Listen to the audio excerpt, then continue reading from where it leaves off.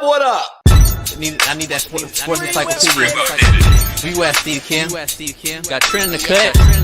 Coach Shaun. Yeah. Where you at, man? In the gym shooting, I'm Durant. You ain't shooting John Moran. Darnell is the Ball State legend. I'm the Warren Central High School legend. I'm proving with a reliable source, straight from the mouth of the horse. Smitty and JB and Smitty from West Coast to Yost. I love talking ball. It's nice to connect with guys that are like-minded and just are real and genuine. Better stay in your lane. How did you? You are fucking insane. Dude, what? You just will not give this guy his flowers. What is wrong with you? Oh, you must have thought I was a bitch. I am him. Use not it. What's the topic? With your logic when I flow. Big Komodo, how it's talking. Got to get back to letting the baby cry a little bit to see if they can soothe themselves. That's a bar. Issues get pressed so past it don't get sacked like bags and baggage. Smitty and Jason Brown killed it, yeah, it's a rap. We what the game's been missing, we switched it and filled the gap. I identified him after his third fight, and I said that guy can be a star. I'm so proud of the show, bro. The gap. Smitty and Jason Brown. To the Coach JB show.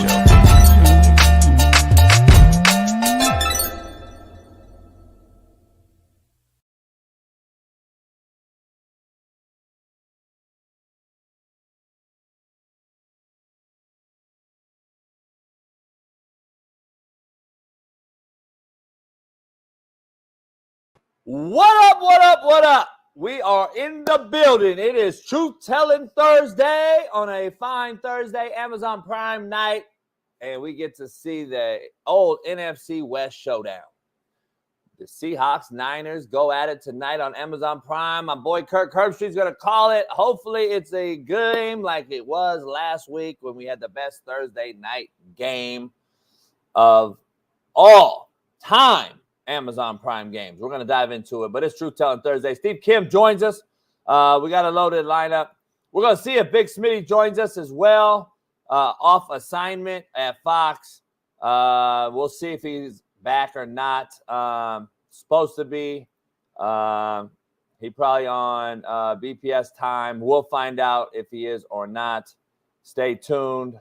I might carry the team again for another week. I don't know. Who knows? We'll see. But it's Truth Telling Thursday, and the show is brought to you by, as you know, BetUS. It's powered by BetUS. Head on over to BetUS. Our promo code is Coach JB, so make sure you're using that promo code. We'll put it up on the ticker, but it is official. Coach JB is the promo code, so shout out to BetUS for getting this done and having faith in the show. Shout out to Smitty for helping the show grow. And shout out to all of you haters, riders, you name it, short, fat, skinny, tall. We do it all. So head on over there and use the promo code Coach JB. By the way, on BetUS, you will receive a 150% sign-up bonus on your first deposit up to $2,000. So let me say it again. If you deposit up to $2,000, you'll get a 150% sign-up bonus, and then a 125% sign-up bonus if on your second and third deposit. Plus, you get gamblers insurance with BetUS.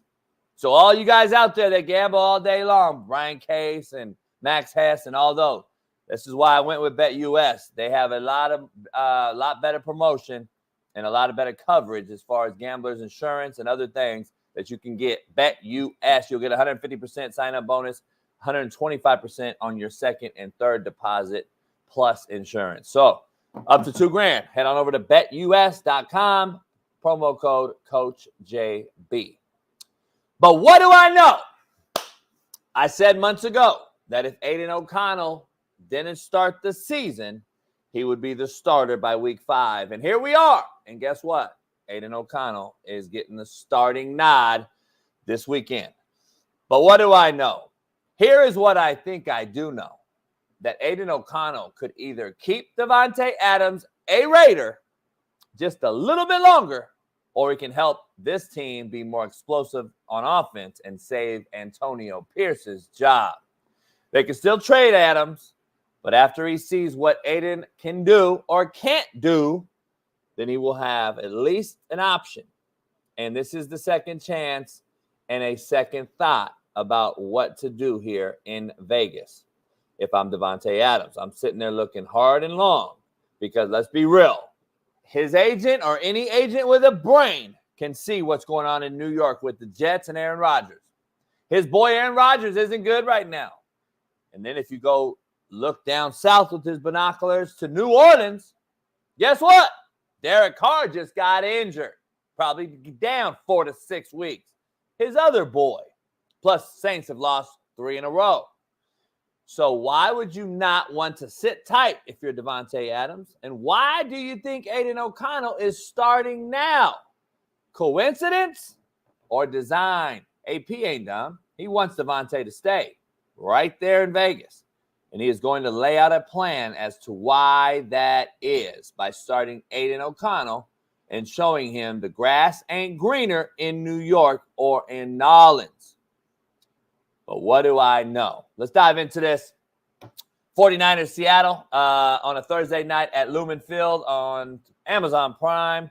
We're going to dive into that tonight. We're going to dive into that this morning about tonight.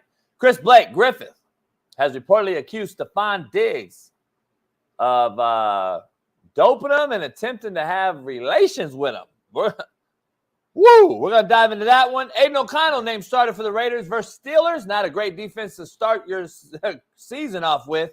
But guess what? Pull up your big boy pants and your hard hat and tie up your work boots. It's go time. Tropicana Field in Tampa was set up for linemen and first responders.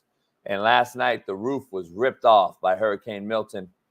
And Rob Parker, bad luck. We'll show that later. Rob Parker says that right now, Patrick Mahomes is Daniel Jones with a better defense. But what do I know? But before we begin, let's see if my old co-host, Naptown legend and Far East Side of 317,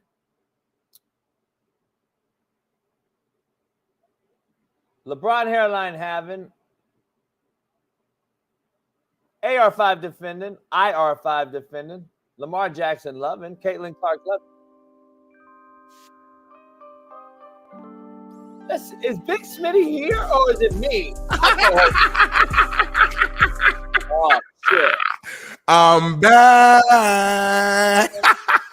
JB, I heard black and proud. That's what it say, black and proud. I heard you've been losing your mind since I've been gone. The streets have been talking to me, JB. So I am back to bring some order to this show.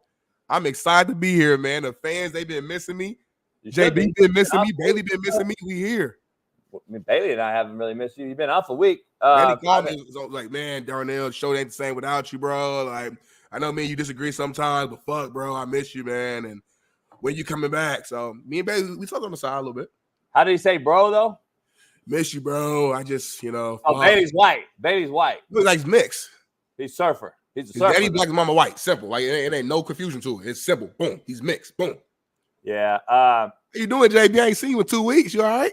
No, I ain't seen you either or seen you comment on anything, but then I posted a Magic Johnson post and you commented. Crazy. I had some free time last night. I've been busy. I've been working double shift at Fox. You avoided all the good things I said about you and didn't comment, but you commented on Magic.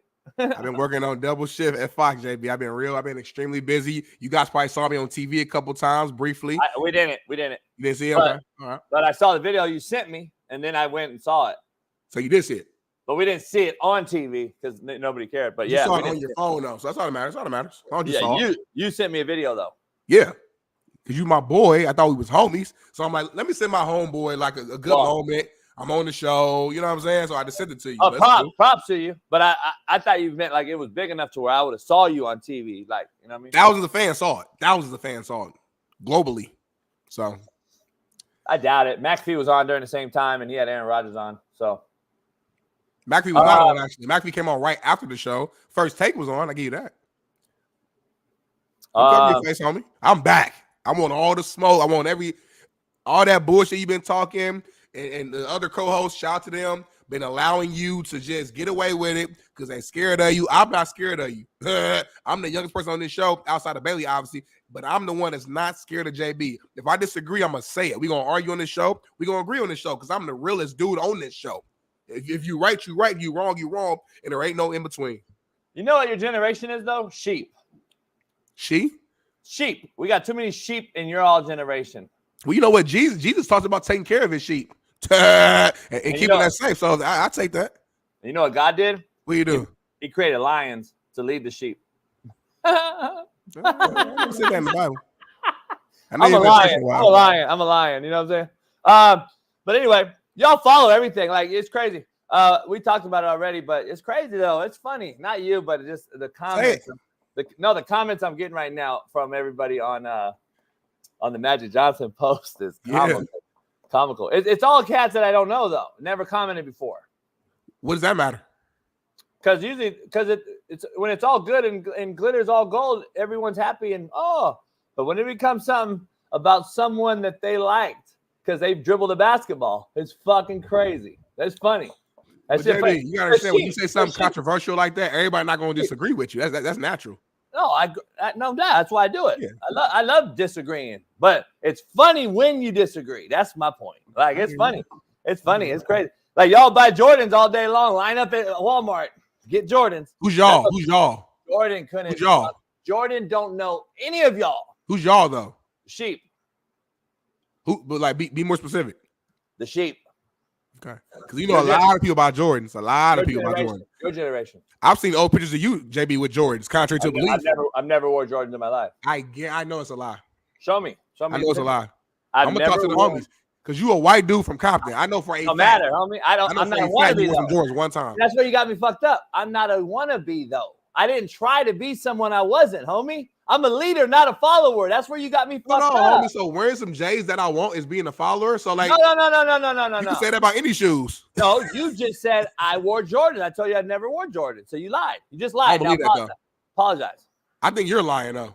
I ain't gonna lie to you. Like, I think you're lying.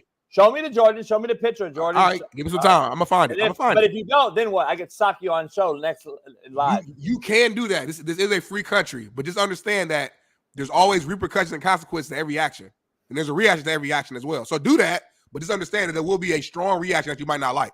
Y'all know what you all bought. You also bought Ciroc. Who? Puff Daddy. The sheep. Who's y'all? Your generation. It sounds a little racist. I ain't gonna lie. Y'all? Yeah, I don't like y'all. It's something about it sounds like you don't like y'all or DEI. Don't ever say DEI. Because when you say DEI, you're basically like it's not disrespecting us as minority people. No, you're not. And saying that our skill set isn't there and that we just got it for being black or a woman or brown or whatever the situation is. As a white man, you should never say that. Put that weak ass fist down. So is the white girl that just got hired in the NHL DEI hire? Is she minority? Nah, she earned that shit. She earned that DEI, shit. Homie. She DEI. She played the college level. She played professionally overseas. No. She coached for a while, like underneath this, and then she grind her way up to it. Go back to the race, though, homie. You said it has to be a minority, homie. She's a DEI hire. She's a white female. Why is that not minority, homie? No, I said that. I said black, brown, women. Like that's what DEI. No. You didn't say women. Yes, I did. I'm coming on the show right now, giving out false information. He been at Fox all week. He come out false information right now. Go clip it. I know what I said, homie. Would you smash or pass? I'm a married man. Love my wife. She's amazing. I do anything for my wife, so I'm not smashing nobody. But my wife. Not the question. Would you smash or pass? It's a legit question. Would you smash? She's not my type at all. Respectfully, good looking woman though, but not my type.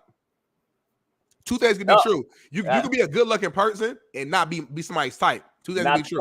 That's not the question, though, homie. I answered the question. I said no. I'm asking you, as those guys in that locker room, smash or pass? As players. They're actually being like extra respectful. It's almost like opposite. No, they're not. I'm gonna tell you what's gonna happen. I'm gonna break it out right now. Break it out now. Yesterday was 10-9. Shout out to my pops, my real pops. It was his birthday, October 9th. 1937, was his born day. Happy birthday to your pops. He passed in 05. So yesterday, I was a little bit on one too, because on the 9th, I usually take a drive down to a certain place. Yep. Every birthday of his, and then every April 18th too. I do it every year too, because that's when he passed. So then I do another little thing. I don't let nobody know where it is, but I go to a little spot. Now I got the boat. I might do something a little different. Yeah, a little different. But and how old would he be? 37? He would be 80, 24. Damn. That's crazy. You said 84? Nah, he was born in 37. Now it's 24. So he would be. That's 13. That's 87, right? Yeah, and he died in 05. So he's about to be his 20th anniversary of death. Damn. Yeah. Life goes fast, don't it? Lord Jesus. He almost died longer than you have been alive. Nah, that's not necessarily true. 10 years. No, you were for 10. Bailey, that's literally true. For me, it hasn't been true. He was 1. You were 10. That's a big difference, homie. I'm not trying to be funny. Like 10 and 1 is a huge difference. Not really. 10 and 1, homie? The only thing 10 and 1 is different is dick size. Yeah, my shit was always be different than Bailey's. That's just natural. But like, but 10 and 1 is a big difference. Like 20 and 10, bro. Think about that. Like, it's a big difference. You 40, so I mean, if that's the case, man, you ain't that big. Like, ain't big difference. 30. I'm what? You're 40. You like 40? I'm about to be 50. You not 49 though, homie. You like mid 40. So man, you close then. If that's the case. I'm 48. That's not mid. Homie. If 10 and 1 is close, then 15 and 1 is close. You can't tell me that extra 5 is a huge difference. I don't know what you're saying right now. You're talking about real shit. Just know Big Smitty is back. I'm sweating already on this show. Your boy got like a little cold. I got my tea, my water, I got my ginger shot, and we got Bet US. I'm hyped for that. Huh? Yeah, I got a lot of shit done while you were gone. The new logo look crazy. I love this new logo. Which one? I like both of them, but like the new Coach JB show with Big Smitty, it looks fire. It looks bold. Whoever made that, shout out to them. Bet US made it. Bet yes, man. They do everything, man. Bet US, they make you money. They make you logos. They help your life out. Like Bet US, just look out. Yeah, I don't know if I like it yet, but we'll see. I like Bet US because they keep doing this. I'm gonna mess around and. Yeah, we got to do a commercial. We got to do a couple. We got a couple commercials to do with Bet US. We got a lot of things to do. We got to talk on the business side too, homie. Yeah, they're they're overseas, by the way. So you guys do know Bet US is a over the seas book. So make sure you know it's a book abroad. Yep. So you know. Hey Anthony, I missed you too, homie. Captain Lucky, shut up before you get blocked. I'm blocking everybody. Matter of fact, I heard G Wizzy, but one of my biggest fans got blocked when I was gone. So just know that any JB fan that says something that I don't like today, you are getting blocked. You block mine, I'll block yours. So don't say that I don't like, homie. I don't know if you heard. How'd you hear about G Wizzy? He texted me. G Wizzy has your number? Yes, the homie. And where the hell is Keith Smith at? I know you didn't block Keith. I was about to. I was gonna block every black person in the chat. D Jones? Whoever's black, I was gonna go after and block all of them. But that's some of your fans too, though. I'm just saying, I'm racist. It's RACCISSS. What about Ruben? Like Ruben ain't black, he ain't white. He Mexican though. But Mexican's more close to the come on now to the brothers than the others. Ruben don't speak Spanish. Exactly. He more with the brothers than the others. More like me. So let's dive in, man. First of all, real quick, let me give you a little context of why you've been gone, not paying attention to nothing about the show. You've been worried about Shady and all them. And then you don't know anything about what's going on, Bet US, nothing. I do know. I want to give a little update. So Smitty takes a lot of heat in the chat every day after the show. You'll see comments and shit, and I just go through there laughing, and Smitty doesn't even really care, and it's funny. And then Jeff came on as a co-host, and everyone wanted a new co-host, and then Jeff came on, and then everyone said, I can't believe we missed Smitty this much. And now they started hating on Jeff. Jeff went in the chat. It's like, fuck you. I do this for free, blah, blah, blah. My point is, none of you dick riders can appreciate anyone, and you all fucking cry, bitch, and moan no matter who it is. It could be me alone. Then it's me alone. I need Smitty back. And then when I got Smitty, I need to go solo. And then when it's solo, I need Jeff. And then when it's Jeff, I need Matt. And then when it's Matt, I need this. You motherfuckers are so fair weather fans. It's unfucking believable. You should all be in Florida right now helping clean up Milton. Let's dive into the quote of the day, man. Brought to you by BetUS. Make sure you head on over to betus.com and use the promo code CoachJB. I missed this right here. I ain't gonna lie. I missed this right here. I've been dropping. It's by far. I've been co-hosting and hosting. By the way, What? if you haven't noticed, yeah, I turned into Smitty right after I do. You want to see it? Yeah, I want to see it real quick. All right, let me do it then. All right. Quote of the day brought to you by BetUS. A wise person once told me, "Let people do what they want to do, so you see what they'd rather do." That will answer all the questions you have. Take Smitty off, baby. Ooh, baby. Top 10, 11, 12. 2 things can be true. Top 10, 11, 12. 2 things can be true. I don't know if you should have had the very end, but everything else, top 10. Pretty good. That's pretty good. You're getting better. I've been doing that every day, though. Every single day. That proves that you miss me, homie. That's what that proves. Nah, I just was making sure people thought on the audio side they thought you were still here. So okay. I had to get my views. Yeah. You sound just like me, damn. Yeah, sounds just like it. Contrary to belief, but seriously, quote of the day: a wise person did tell me that. Really? Yeah. Let people do what they want. Yep. So you can see what they'd rather do. Because it's all no, I'm not begging you no more. I'm not begging Smitty to come on the show and be the co-host. I'd rather let him show me what he'd rather do. He'd rather be in Fox all week and shit. And then I'm like, all right. And at least now, you know what I'm saying? I don't gotta beg nobody. My thing is they be like, I gotta pay the bills at the end of the day. At that will the answer end of the question. day. See, that answers the question. You're about money. I'd rather I'm about fucking being alive and having a roof over my head, homie, have lights on and water. Had to go to work. They say, "Hey, Smitty, we need you in the morning." I gotta do it. I did 13 years for free, but anyway. Well, you ain't got a wife or no kids or nothing like that. I know that's why. Contrary to belief, upfront honesty allows me to take it or leave it. Yep. Contrary to belief, I gotta respect that. That's if real. you're upfront and you're honest, at least gives me the option to take it or leave it. Yep. That's why I'm the way I am. That's why I tell the truth. So you can either know it from the jump. I tell you, all the AEs, this is what it is. You know what I'm saying? Like, you rather have, you want me on my back or on my leg, however you want. But this is how it is. You take it or you leave it. It's upfront and honest. Yeah. So, just say what's on your mind, and then we can make decisions based upon that. Point blank period. or just do it, or just get into the Or just position. do it. Yep. The act. Get into the, like, if I'm on my back, my legs up, whatever. Just get into the act and then show. You know what I I'm would saying? not say that out loud again. I would keep that behind the scenes, homie. What? Poll question, Smitty. Let's dive right into it. That's what she said. TikTok, what up? Smitty is back, apparently. You guys come on over to the show on YouTube. Poll question. Can Aiden O'Connell save Davante Adams and the Raiders? That's on the thumbnail. That's the poll question. All you in the chat, chime in, dive in, jump in, swan dive, whatever you want to do. That is the question. You see that BetUS back there, that logo. Can Aiden O'Connell save the Raiders and Davante Adams, more importantly, keeping him? What do you think, Smitty? Go ahead.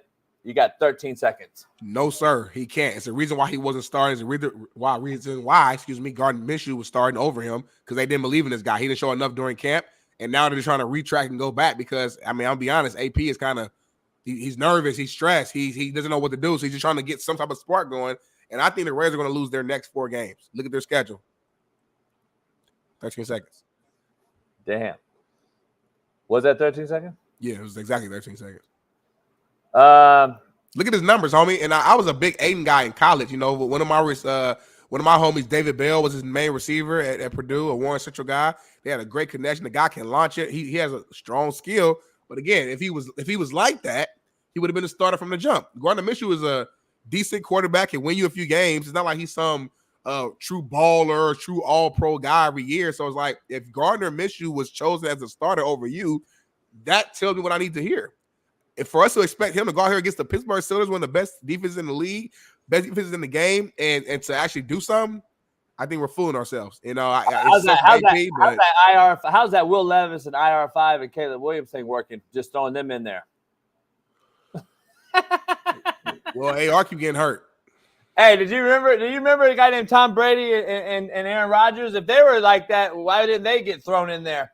There's a reason why, Smitty, because Aiden O'Connell, I'm telling you right now, has bigger upside than Minshew. I believe he has bigger upside than Derek Carr as well, because he has the same arm talent as Derek Carr, maybe even stronger arm. He can throw every ball in football. And what I saw last year with a dysfunctional offense around him and a dysfunctional offense and team under Josh McDaniels, he actually looked decent. He got his feet wet. And I don't think anything better could have happened to him to start this season by him watching Minshew. Minshew's a backup. AP knew that. They signed the most expensive backup in football in Minshew. And Gardner, he comes in there. Aiden gets to see him and watch him and say, all right, now let me take over. He has experience. His feet were wet last year. He's been in the fire. Now, guess what? He's going to go back to a Raiders team and say, all right, now I've been here, done that. Let me go out here and show my talent. And to your point, your boy Bell played for him. My boy coached both of them. And I'm going to go with what he says about him. He says all the same thing. He coached AR5 as well. He goes, man, this dude is arm talented, heavy. He's a Sam Darnold-esque. He can move just enough. He understands coverage. He understands that they have two legitimate tight ends. Let's use them. Let's pick with Devontae Adams and let's get him isolated. Let's get him the football. And let's see what we can do. The defense isn't bad. So let's see if we can not turn the ball over like Minshew's been doing. I think Aiden's watched it from afar and seen it. And all you can do now is see. But you can't continue to go with Minshew. And whoever thought he was going to be your long-term starter was delusional anyway. I think it's a money thing. He was the highest paid backup for a reason. They had to use it because they had to take that salary cap money on. So the Raiders took it on in a lame duck season when they did not draft a quarterback, Smitty, and they go, all right, we'll go with a backup in Minshew. So guess what? We have Aiden O'Connell in the chamber, so to speak, and when we need to use them, we'll use them. So now we'll see. I think Aiden O'Connell is a much better option going forward, at least this time of the year. And I think he saves Devontae and the Raiders as far as AP being fired. I'm not saying to take them to the playoffs. I think the Raider team is missing some things, especially up front. And I think they need to use more 2 tight end sets and 12 personnel and save a young quarterback and get the run game going a little more than they have. That's just me. Next 4 games: Steelers at home, Rams out here in LA, Chiefs, Bengals. Bengals are 1-4. The Rams are 1-4. Injury is shit. And I'm just telling you straight out. You're talking about the next 4 games. The Pittsburgh Steelers are going through something right now on offense. I think the Raiders can actually steal the game. I'm just going to be honest. I'm telling you right now, Aiden's going to give them a spark plug. They're going to go in there and steal the game with another team in Pittsburgh who seemingly can't do anything on offense either in Justin Fields. And it's probably getting closer and closer to time to getting Russell Weirdo in there as the starter. And so I think there's some turmoil on offense in Pittsburgh. So it's a prime time for the Raiders to go 3-1 in this 4-game stretch because of who they just played. You know the Bengals are talented. They're getting it going, so it could be scary by the time they play. But they're especially in 4 weeks. I mean, like at that point. Yeah. But they're also 1-4 right now. Yeah. So 2 things can't be true, homie. I hear you. 2 things can't be true. Who you trust more, Aiden O'Connell or Joe Burrow? Get it together. Be honest. That's not a question. That's your question. Yeah, that's not a question. But if Bengals are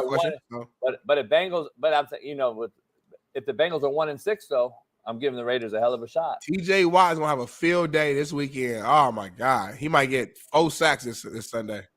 It's gonna be a field day with Aiden O'Connell. Nah, they'll put Bowers. They'll put some tight ends over there. But the thing about it, the Raiders, crazy segue. I don't even know if we have it in there, but the Raiders' other tight end, this fucking soft, whatever. I don't even want to say anything. What do you do? He opted out. Michael Mayer? He real good. He a talented cat. They got two of the best tight ends in college, on their team. Oh, they have one now. What? Prayers go up for Michael Mayer. Okay, here we go. Raiders standout Michael Mayer is away from the team due to a personal matter in his life that has come up again. His family told the team. They informed the team it's a situation that has occurred in his life before and has popped up again. Well, we don't even know what it is, JB. I mean, unless you have some insight, I don't know what it is. So, let's be a little careful before you start to go off on bro. I don't know what's going on. Why do I gotta be careful? I don't know what's going on. I just don't. Maybe it's a health issue with Michael Mayer. You do know what's going on. You do know what's going on. Break it down to me, please. He's not there. He's opting out. Well, nothing else matter there. Why is that so hard to understand? Nothing else matters. I love hearing the people that in the comments when I posted it. I reposted it yesterday and I said, "Holy fuck, man, are we soft?" So I reposted it. Of course, all the fucking soft pussies come at me. The mom could have cancer and dad, he could be on drugs and blah, blah, blah. No, guess what, homie? If the mom had cancer, he would have said it, the team would have said it, and they would have fucking been using that as the excuse. Instead, no, it's now a drug thing. Oh, he's got a relapse, JB, leave him alone. Fuck you're leaving it alone, homie. I'm fucking so tired of you soft motherfuckers defending these soft millionaire pussies that we now pay to go see play that don't show up to play. I'm so fucking tired. When are y'all going to defend me, Smitty, his girl, his wife, my kids, your kids? When are y'all going to defend us for spending $1,000 to go to a fucking game? And I want to know, give me my money back then. Give me my fucking money back.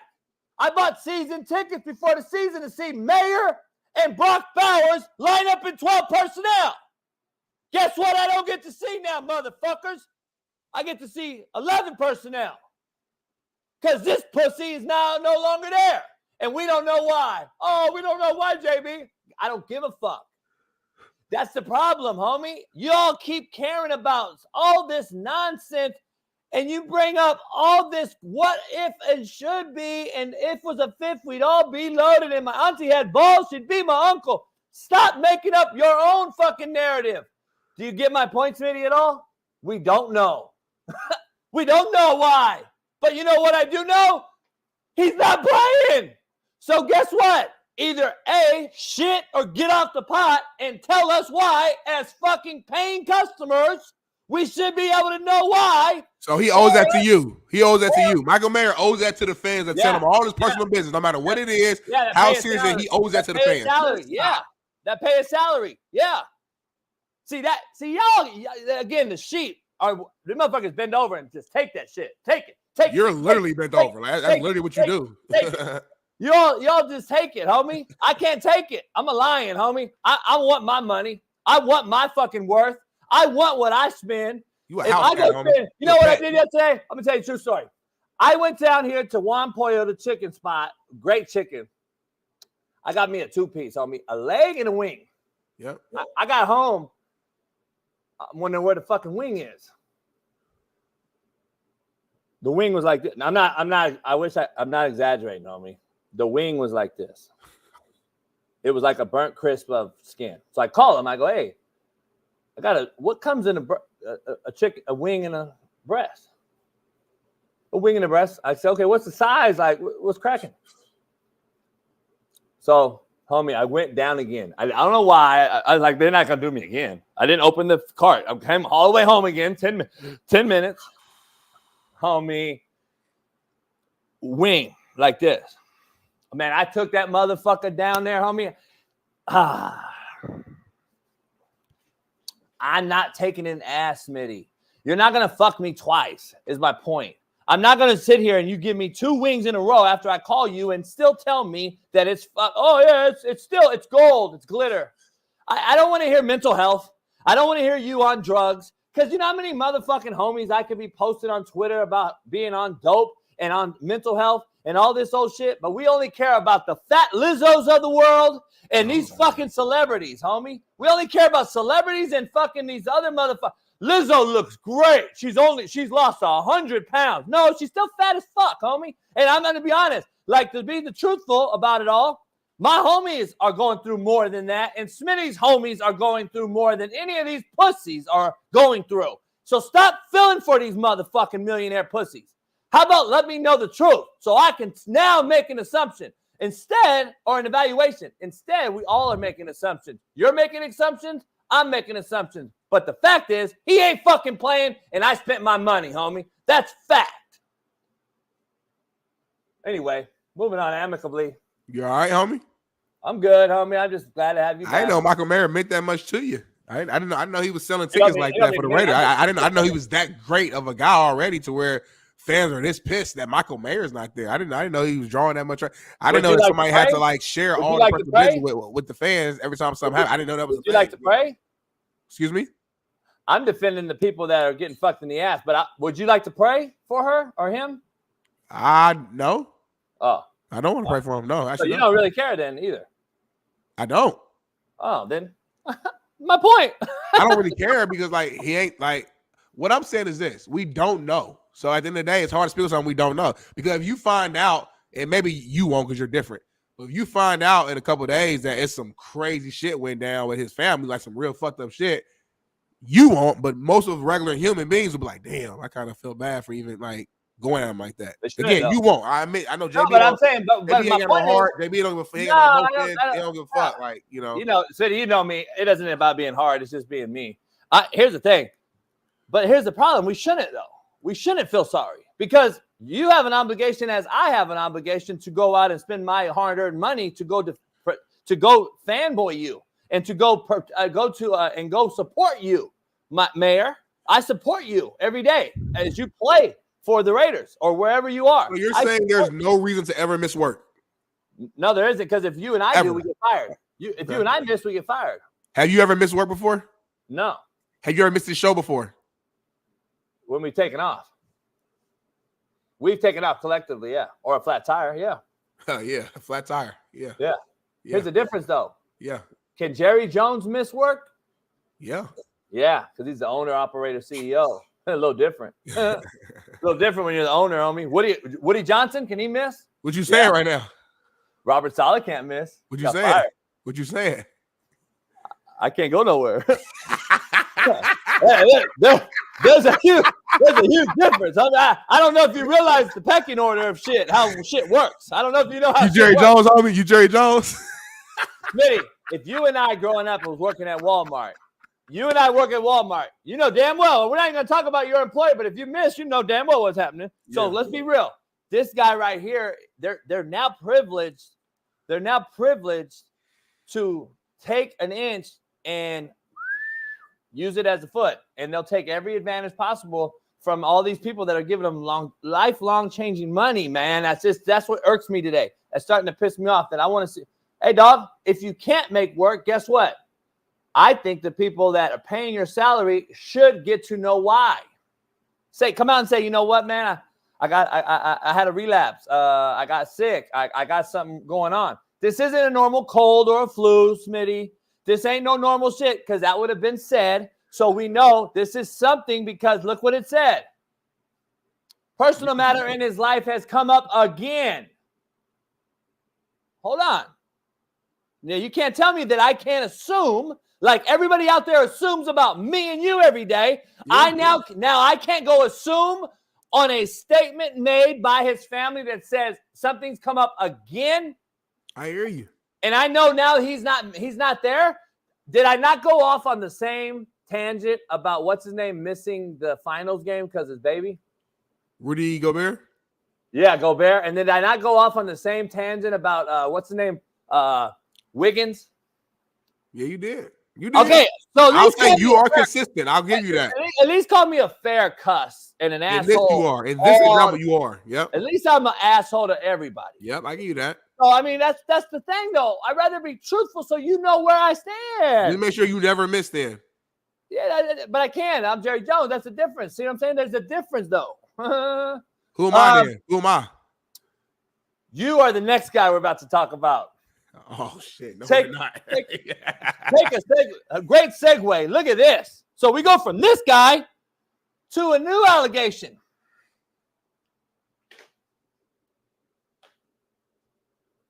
So this has been trending, JB. Chris Blake Griffith has reportedly accused Texans wide receiver Stefon Diggs of drugging him and attempting to have sexual relations with him. Griffith also alleges that Diggs' brother, his half-brother, attacked him in an elevator to silence him. Griffith alleges he has proof of all of this. And if you guys didn't see this, man, he left a super long comment underneath like one of his posts. Yeah, read it for the audio side. Read it for the audio side. It's a long thing. I'll read some of it.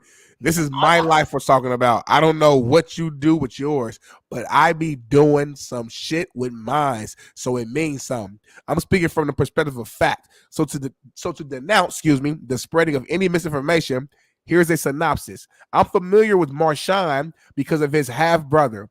I was designing Liam Home, his half-brother's clothing line that resembles that of Forever 21's men's line, and Marshawn used to run my errands per his half-brother's demands as I worked on the line. We didn't work in close proximity, but he was around. Them other guys, I don't know. The derivative of all of this shit is that Stefon tried to drug me and then have sex with me, and I escaped unscathed. Thank you, Jesus. But I now knew his secret, and that didn't sit well with him. Weeks later, after his failed sexual attempt on me, because I don't play like that, I never have, Marshawn realized that I was no longer affiliated with his half-brother. And because he's broke, not even being funny, but like actually doesn't have money, plus has 3 kids, Stefon doesn't take care of him because he didn't meet him until he was like 12 years old or something like that. He saw a gap in what was once a strong relationship between his brother and I and tried to rob my crib from our Chrome Hearts collection and more. Jacket with 100+ crosses, multiple bags, etc., etc., etc. First thing he said when I got off the elevator was, what's up with all that Chrome shit? Him and the 2 crash outs he tagged in to help him didn't give a damn about no cameras because they likely wanted my mouth closed about the closeted receiver and wanted to kill me and leave me in my apartment after they cleared it and cleaned it out of all of my valuables. And that ain't even all the tea. They ain't even all the tea. But everybody knows so much. They're going to run a narrative about theft to protect the fact that he drugged me and then tried to try me. But unlike the fruitful thinker, I respectfully live my life as a 100% straight man that doesn't dabble in experimentation, unlike him. But the truth needs no motivation. It'll serve as need be. I produce receipts like a damn printer, but y'all can continue in the comments telling me more about my life. First of all, I thought that was Steph Curry. Second of all, I didn't know when I saw the video, I was like, is that Steph Curry with a beard? So I said, okay, let me dive into this. Okay, so you're saying that Stefon Diggs is the NFL's version of Travis Hunter. What? What you talking about? Is that what you're saying? What you saying, homie? What you talking about? Stefon Diggs is the NFL's version of Travis Hunter? I don't know what that means. You're saying he plays both ways?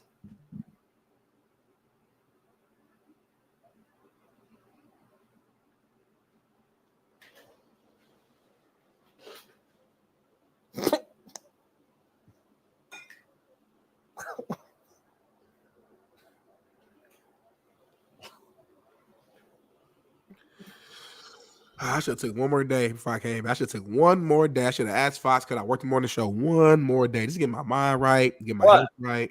What happened? Huh? What happened? What happened? I don't know. I thought it was. I don't know. Anyway, so I don't know where you. I don't know. Listen, why do you make up something like this? We're making up accusations, right? Because we live in a world where you make up stuff like this to big names, and now you get money. We saw what was light skinned buddy from that actor who said he got bleached and kidnapped in Chicago and made up this whole storyline. You know what I'm talking about. And they ended up finding out he was lying, saying it was a racial attack and all this. It was years ago. You know what I'm talking about. I can't remember his name right now. Well, females do it all the time. They've done it to my players for. Well, a dude did it this time. That male actor. So somebody in chat say his name. I know what I'm talking about. So my point is, D. Jones, Jesse Smollett. Yeah. Why people do it, I don't know. My point. They're females now. These cats are females now. I mean, look at Magic's kid. I'm just saying, if you go look at what's going on with all this, is we got a lot of female tendencies out there with men. So obviously, this is where you got Stefon Diggs. Who knows? I'm not going to sit here and accuse this cat of doing this, but it's weird. Either A, you have to have motivation to do it, right? I'm butthurt. Figuratively, I'm butthurt, not literally. I'm butthurt. Petty, man. You so petty. But I'm butthurt that did Future or whatever this whole thing is with Offset or whatever the fucking name is. Well, they said Stefon Diggs slept with Cardi B while Cardi was pregnant with Offset baby. See, now you see I'm connecting dots. Offset been cheating on Cardi for a while, so it was like her way. She was like, fuck it, I ain't gonna be loyal to him. He cheated on me, so she did her thing. So you see upsetting that now did set off or whatever pay off? Did they pay off this cat to do this? No, what's his name? What? So what'd you say? The cat, you said Cardi B is set off.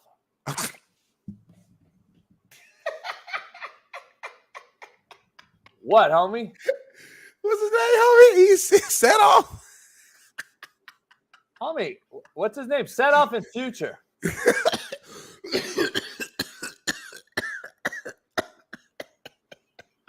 Motherfucker got COVID. Motherfucker got the 19, huh?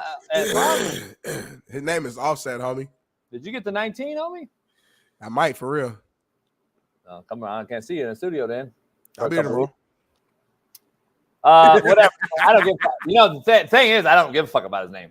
Set off, Offset. I don't really give a fuck. I mean, way. Call him his name. It's kind of like if I called you like Jason, you don't like that. That's not his real name, though. Name. That's not his real name. What's his real name? Let me see. Again, I don't give a fuck. Real name. Kyari Kendrell Cephas. Well, that's why you got set off. That's why you named yourself that, because look at his motherfucker's name. That's a BPS name right out the gate. Kyari Kendrell Cephas. What is it? Kyari, so Kiari, middle name Kendrell, Kendrell. And I guess his last name is Cephas. CE. Oh, is it CEPH? Yep, US. Yeah, I've coached a Cephas. He was a dude from Virginia, went to Norfolk. Really? Yeah, dude. Offset's from Atlanta. They probably related. Atlanta and Virginia aren't close. Ain't too many Cephases out there. I know. And Cephas was we call him Cephas, by the way. We went by his last name. He went to what do you call it? Military school. Prep over there in Jersey or whatever. Fort Union. Yeah, I had a couple teammates with the Fort Union. Yeah, I had a few kids from Fort Union. But anyway, I don't know. We're not going to dive into this because it's allegations. It's all he said, she said until something comes out. But listen, though, I know you say you don't think this is true, blah, blah, blah. But we also didn't think the Diddy thing was true. R. Kelly thing was true. We also didn't think a lot of the shit with Deshaun Watson was true. He just settled again. I can't believe you're settling if it's not true, because I've never would settle, and I don't think anyone I know would settle if it wasn't true, especially if I got $250 million in the bank. I'm definitely not settling. But anyway, we never thought any of that to be true either. So I guess time will tell as we move on amicably into the night.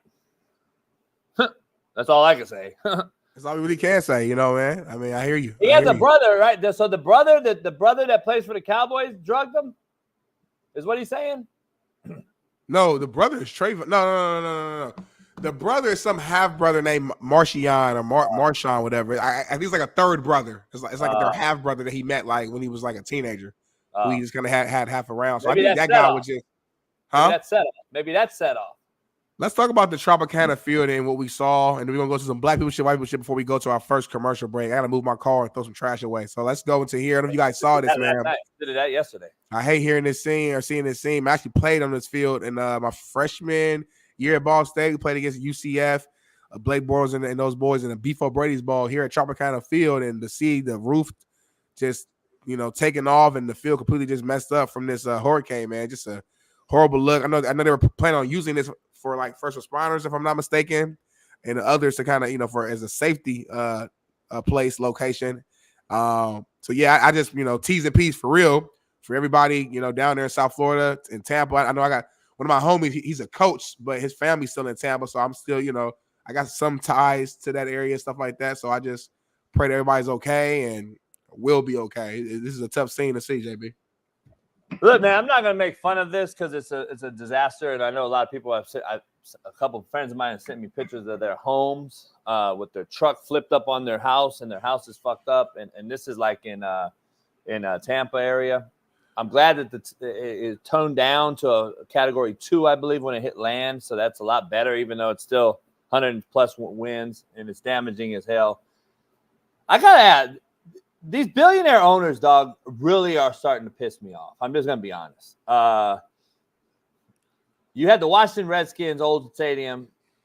If somebody took a shit, the shit came right through the roof and landed on people eating popcorn. You've seen those videos, right? We've seen them. We've shown them on here. They've been on McAfee. What the fuck was this roof made of? So did this motherfucking billionaire owner build this beautiful place and then throw a fucking king-size sheet on top and just say, fuck it? What is so you got the infrastructure here, metal beams, it seems like, and then what? Just a sheet? I just threw a fucking sheet over it. I went out and got fucking Lizzo's fucking prom dress and just said, fuck it. Whew. I'm not gonna make light of it, but shit, are you kidding me with this, homie? So I just got Lizzo's prom dress, fucking threw it on top of a fucking $1 billion stadium, and then said, guess what? This will withstand fucking hurricane.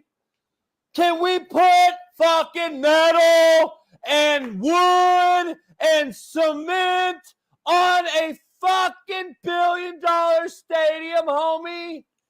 Can we seriously? Smitty, we're not laughing about this, but seriously, are you not looking through all the infrastructure and it's blank? Like, where's the sheet? That's like the sheet hanging over the fucking light bulb, right? The shit broke and it's just the fucking lampshade. The lampshade got taken off and it's the metal piece. Isn't that what it is? Where is the fucking roof? So now we'll spend another $300 million to put Lizzo's fucking dress back on top, and we're gonna think it won't happen again. Why is Lizzo's catching strays today? Is she going viral or something? I haven't seen Lizzo in like a year. I ain't even seen her. Man, dog, I just don't get it. You a fan of Lizzo? I don't get it. You a fan of who? Of Lizzo, because I haven't even seen Lizzo. Right-handed guy. Is Lizzo? I might have the name wrong, homie. I might be tripping. That's her name, the big woman who sings, but I haven't seen her in a long time. I'm just curious, like, why Lizzo? Lizzo's the one that's got bullied and fat shamed or whatever. Did you watch her like performing last night? Like, why is Lizzo on the front of your tongue right now? Is she the one that got fat shamed and bullied, and then she went on a diet? You gotta ask her. No, I'm asking. Is she the one sending all the pictures that she was like, and then now she's losing weight? Is that her? Right? Guy, I haven't seen her. I'm assuming probably so. Yes, it makes sense. But I have not seen Lizzo in. You know what's crazy? You know what's crazy? What's crazy, homie? Bring bullying back, homie. It seems to be working, doesn't it? White people shit, black people shit. We got a commercial break, man. JB, bullying in that white people shit right now. Let's see what we got. Wait, what happened? Dang, Pop, all that Jeep looks ready. I don't give a blue ticks about nothing but the Tennessee Vols and Tennessee titties. Well, all right then. High five, brother. I don't like this because he's being phony. He's trying to copy the Bama old man who actually is like that and actually be joking. Like that's who he really is. He saw that. So now the Tennessee old man, his son told him, hey, Dad, you should just do this and be like him. So he's being a follower, which is why I don't like that. It's my opinion on it. I guess it's white people shit. I guess. I didn't choose that. Yeah, so. Oh, hold on. I gotta ask Bailey to find something for me, dog, because it'll break the internet. But listen, let me be honest. I don't know anything about the Alabama old man with titties or whatever. I know is I don't give a piss about nothing but the Tide. He's acting just like him. I never saw it. I never saw that. But listen. So what's okay? Let me ask you something. That's a Tennessee guy, Tennessee fan. Yeah. I used to have like somebody that was a Tennessee fan on this show. Tennessee, the only 10 I see. I had this. It was kind of like an upside down Coke bottle. What? Yeah, it's a long story. It was before you. Yeah, I don't know what you're talking about right now, homie. Yeah. But I had this. I know one Tennessee fan. Yeah, I had this upside down Coke bottle, and what's the upside down Coke bottle? Is it just like a way to drink the bottle a different way, or? Have you seen an upside down Coke bottle? I mean, I can visually see it. Like it'd be wide up top, and then it gets skinny down low. Now you got it. Okay. Now you got it. All right. The real ones in here know. So What an upside down Coke bottle is, I think. So the actual bottle itself was a fan of Tennessee. Yeah, one of the biggest fans. One of the biggest fans.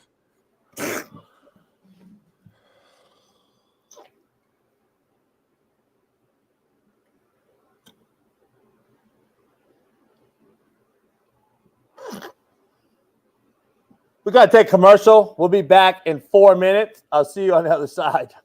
7 minutes. We got one more black people shit though. Bailey's pissed off. We gotta get this in. JB. Bailey gonna cuss you the fuck out. Do it on yourself. You see the new visors, by the way? Oh, you got a new visor? I got black. I got red. Yeah, I got them. You got red? I fuck with red. What that mean though? What does that mean? What does that mean, homie? You know what I mean, homie? BPS, Black People Shit, brought to you by BetUS. I got face tattoos. Gotta give him a quarter. Or I something, can't. I'm gonna just ignore him real quick, man. Just ignore him. You gonna know him. You gotta drive off. How you doing, bud? What's going on, cuz? Forehead need bread. Yeah, let me get some, man. Let me get something out you, cuz. What's braid? You know, I'm trying to You give don't know me how a to few spend it. dollars, You got no cuz. Is you just gonna spend this on Hey, crack? cuz, let me get a few dollars, cuz. Look, I'm gonna give this to you. This is $100. God yeah, bless you. If appreciate I it. come through here again, please don't smack on my car. I got you, cuz.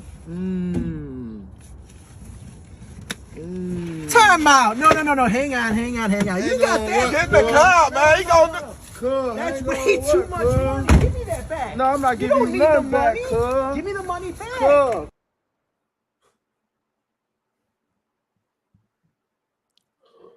That's what y'all do all day. That's Sit not around. what we do. That's not black people shit at all. I don't know who saw that's black people shit. It's not black people shit at all. We don't do that shit. We hustle. For real hustle. You know one of the biggest hustlers for real. You grew up with him. The real That's Rick it, fake, Ross. though. The real Rick Ross. See, that's why you can't call me no content creator. You are though. You No, do I'm a lot not. of phony shit. That's content. You do a lot of phony shit for clicks and likes, homie. I don't do no phony shit. You yell at the TV. You cuss out. What's the white dude on ESPN in the morning that don't come on? You fuck me, homie. They don't come on the show. You do all that shit for clicks and likes. So That's not fake though. That's fake, homie. I know you, homie. In real life, you're not yelling all day like that. You chilling. You got your cigar. You got some AEs around. You just vibing like on some pimp shit. That's all fake shit for clicks and likes, homie. Hey, Smitty, remind the crowd real quick that you were at my house one day. We were about to have football palooza, and then T-Mobile called me and tell me if that was fake. That was real, and that's the one time you ever. No, it's not one time.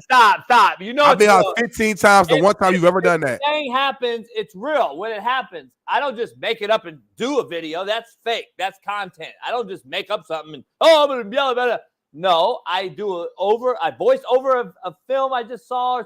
Did you see the fucking dude get fined $43,000 for a fucking lead block? What? I ain't see that. Who? Charbonnet, homie, the Seahawks fucking running back. The running back from UCLA? Zach Charbonnet?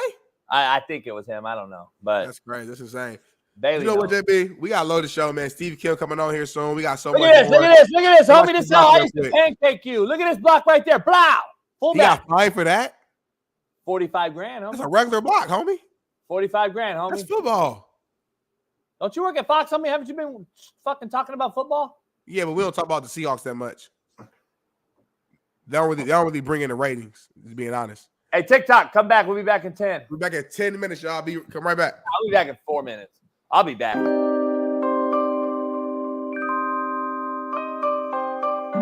Hey, dog, they saw a motherfucker walking around Miami Dolphins camp. What's cracking?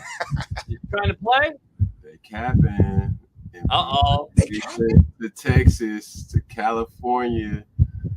I've been here in Atlanta in my studio creating content as an influencer, as a YouTuber. You know what I mean?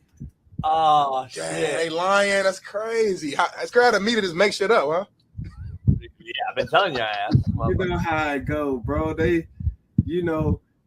They look at what's hot, what's popping, and I think one of my missions being in media is you still have to vet the information.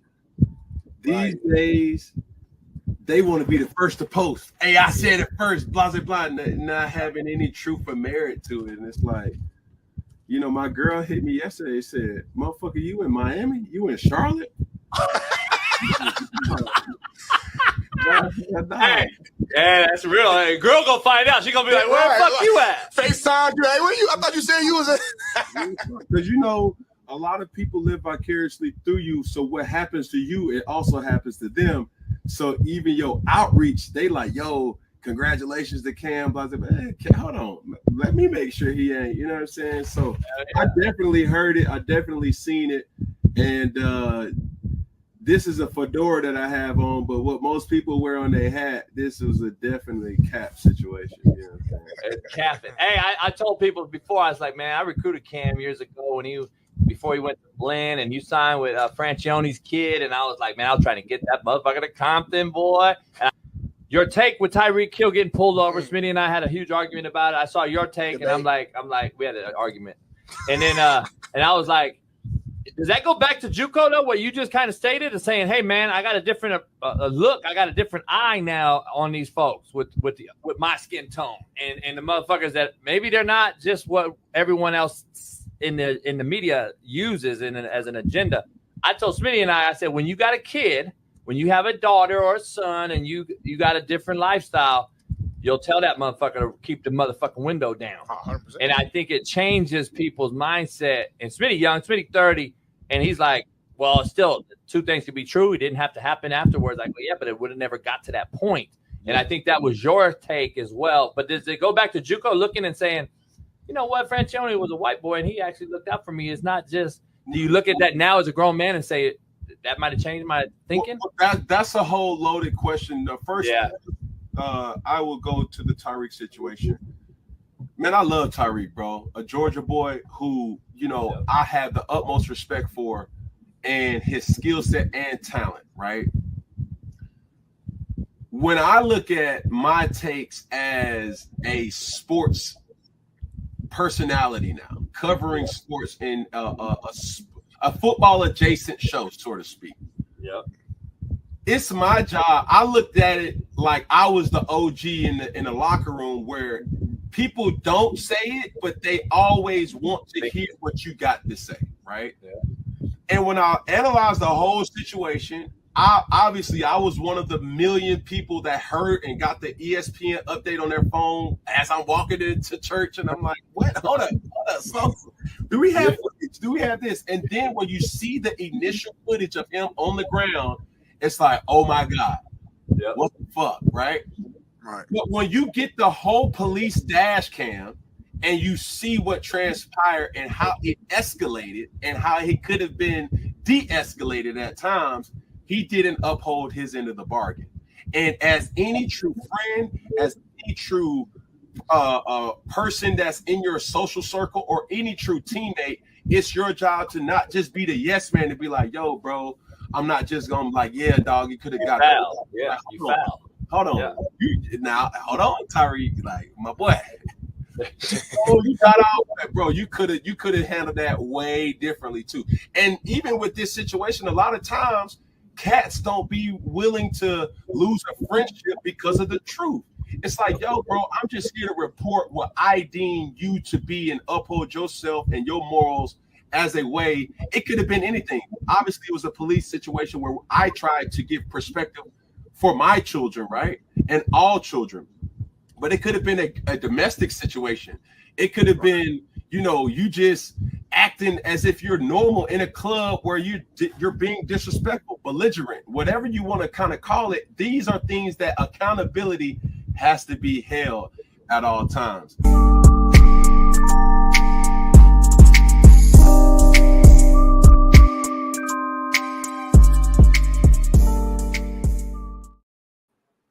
Yes, sir. We're back in the building. All right, bet. Bailey, you already added that anyway. While Smitty's moving the car, the man we just showed you, Cam Newton, I just texted him, congratulations. He just signed a deal to be on the side of Stephen A. Smith at ESPN. So shout out to him, man. If he wants to go do that, I'm very intrigued to see this duo operate, because Cam is boisterous. Cam's going to say what he feels, and I think Cam and Stephen A. had a little beef in the past, so it's ironic to see this combo work. But I'm interested to see. It only helps views, because again, the views are probably dropping a little bit, and guess what? Now they'll go back up because they're going to tune in to see what Cam has to say to Stephen A. Smith. And then you sprinkle that in with Shannon Sharpe, the DEI hire, Molly Quorum, and then bam, this is what you get. So we'll see. We'll see how it goes.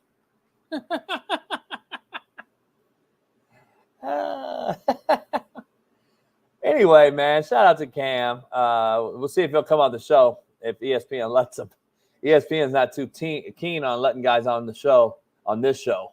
They really got to be OGs inside of ESPN to get on this show, because they don't like it. They don't like them on my show. Let me tell you, you got to be Kirk Herbstreit or an OG. It's hard to get a regular Joe on this show from ESPN. I'm telling you right now, they don't like it. I'm just telling you. Show brought to you by 5 Hour Energy. Even though we don't have a deal yet, we're going to keep pushing it. I'm very upset because I ran out of coffee. Fuck. I don't have any coffee at the house. I haven't been shopping. I've been running around. I think I'm going to go to the boat Saturday. But speaking of Saturday, a non-DEI hire, the silver hair having. By the way, Steve took a lot of heat for when his hair was growing. He was trying to silver his hair up, chrome it out. Yeah. And now he's taking. Now people love his hair. It's fucking ironic, isn't it? Ironic. Ladies love it. Yeah, they don't love your hair, but they love his. Let's dive into it. Man, the Korean co-sell, the host of the three knockdown rule, and co-host on Whitlock's Fearless, Steve Kim. Bring him on in. Steve, gentlemen, morning. Good morning, hey, Steve, listen, I know I was trying to replace the DEI with another, but I can't get rid of Smitty and then bring in you. It didn't work, even though everyone thought minority, blah, blah, blah. They don't get it. No, it would have been Molly Quorum. I would have tried to get her as my DEI. So anyway, Steve, welcome in. Smitty's back. I welcome Smitty back with a bang today. I dropped a Magic Johnson take last night that didn't fare well. A lot of people are upset, but it is what it is. I love Smitty came in and this morning and he's back. He's back, Steve. So we're back. Now, before I talk about my boat Saturday, I just remembered you invited us somewhere Saturday. Yeah, we're having a meet and greet. Mario Lopez and I, 3 knockdown rule at the Hustler Casino. I'll be there a little bit early to watch the games, and then the Better BF Bivol fight will be right around 3:15. And they're going to set up an area for everyone to watch the game. There's going to be some fighters there like Sergey Boachuk. Tom Loeffler will be there with some of his other boxers. And then Mario is actually going to be bringing his brother-in-law, Kylie Wong, who's in town because Mario's getting his star on the Hollywood Walk of Fame. And Kylie has some great NFL stories. He played 8-9 years in the league, graduated from Stanford. We're going to have a good time out there. You guys are certainly invited. Anyone else that's invited, please come out. Come out here, Smitty. We'll have a good time. I love it. I love it. Okay. Is it a private deal or? Well, no, it'll be. Look, people from the public are invited to mingle, hang out, but you guys will certainly be on the VIP list. All right. And we had a great time. We actually watched the Fury Usyk fight out in May. We had a really good time. Mario actually said, "Steve, let's do that again." Obviously they sponsor our fine program, the great people at Hustler Casino. And I'm going to be out there around noon. And I've told everybody, set up those TVs. I'm going to be like Norm Chow, coordinating what channels are going to be on. So I plan on being out there before and after Better BFB Ball. All right. So you'll be there for a while. So, all right. Yeah. So I think I'm going to go take the boat out in the morning because it's supposed to be like 88 degrees. Really? On the water. Yeah, it's supposed to be nice. All right, JB, here's what we should do. Come into my crib, pick me up. We'll go to the boat together. I'll buy some snacks and drink. Steve, let's get to brass tacks here.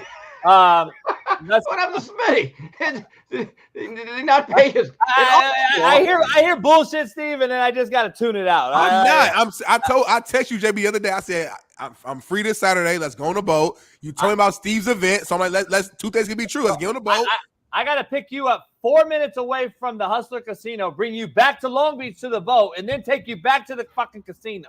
Just so we're not in two cars, though. You know what I'm saying? We go to the boat together, we leave the boat, then we go to Hustler Casino, then I'll Uber from Hustler Casino back home. Anyway, I don't want to waste Steve's time. It's precious. I'm sorry, Steve. I apologize. We got a lot to discuss. You get your ass on the fucking blue line and come down to Long Beach, get on the boat, and then I'll take you back. That'll be your Uber. So let's dive into it. We got a lot going on, Steve. First of all, we already talked about what's going on in the NFL. Last week, Amazon Prime that you watched pre-recorded, you watched after. We probably had the best Amazon Prime game of the year or ever in 2 years. This week will be an NFC West matchup, but it seems like the 49ers are just – I've seen some of your posts on Twitter. They look like they're old as hell, don't they? Well, they're getting old. I mean, that window is closing. They had a 4-year window where they may have had as good a roster as anybody in the National Football League. Look, they have to stay somewhere around 500 until Calf comes back. When he comes back. I mean, Jesse Morse could talk about that more than I could. I heard that they were giving him his last rites, then he's out for the year, then it's a couple months, and now it's week to week. So, Mason has played well, okay, but he does not give you that threat out into the throw game the way Christian McCaffrey does. But as long as they can stay somewhere around 500 and they have him for about half the year, maybe they can kind of come on, make a second half run. Again, I'm going to restate something I've said numerous times on Fearless. The way the preseason is now handled, you have an extra game. We don't know anything about these teams till about Halloween. Yeah, it's crazy. I said yesterday we haven't had Smitty on since the firing of Robert Saleh, and we're like, we knew something was going to happen, but I thought he got fired last summer in the summer when he didn't play Aaron Rodgers in the preseason, to your point, because we didn't get to see Aaron Rodgers and what he looked like in the preseason. So now I don't know what I'm going to do on first and second down, and they're the worst first and second down team in football. By the way, they're the last ranked offense in all of football. I didn't even know that. They're the worst offense in all of football, and then I think the wrong guy got fired. He's probably the right guy to get fired, but they also fired they kept the wrong guy in the building today as Nathaniel Hackett's still there. But I'm hearing that Todd Downing is going to get play calling duties. That's what I'm hearing rumblings about. And that's, by the way, another guy that's an absolute slapdick who's been at like 4 NFL teams as an OC and couldn't get on the board right now and teach any of us something we don't know. Coach, I was a little surprised. Look, they're 2-3. They're not 0-5. Right. And if you look at their games outside of the Niner game, where they were handled pretty well, every other game they could have won. They haven't allowed over 20 points on defense yet. Right. And defensively, they are built to play from ahead with those pass rushers. And when your offense cannot sustain a drive, you're getting off the field, and you're down 17-0 instead of playing 17-0 ahead, it changes the whole complexion of how your defensive line is going to be able to pin their ears back or not. Yeah. Look, if Aaron makes a better throw in the last minute and throws it towards the back pylon instead of trying to back shoulder that thing, we might be talking about, wow, this team's coming together. They gutted one out. They're 3-2. Instead, because Aaron makes a bad throw, Saleh gets fired. And I do think that's unfair.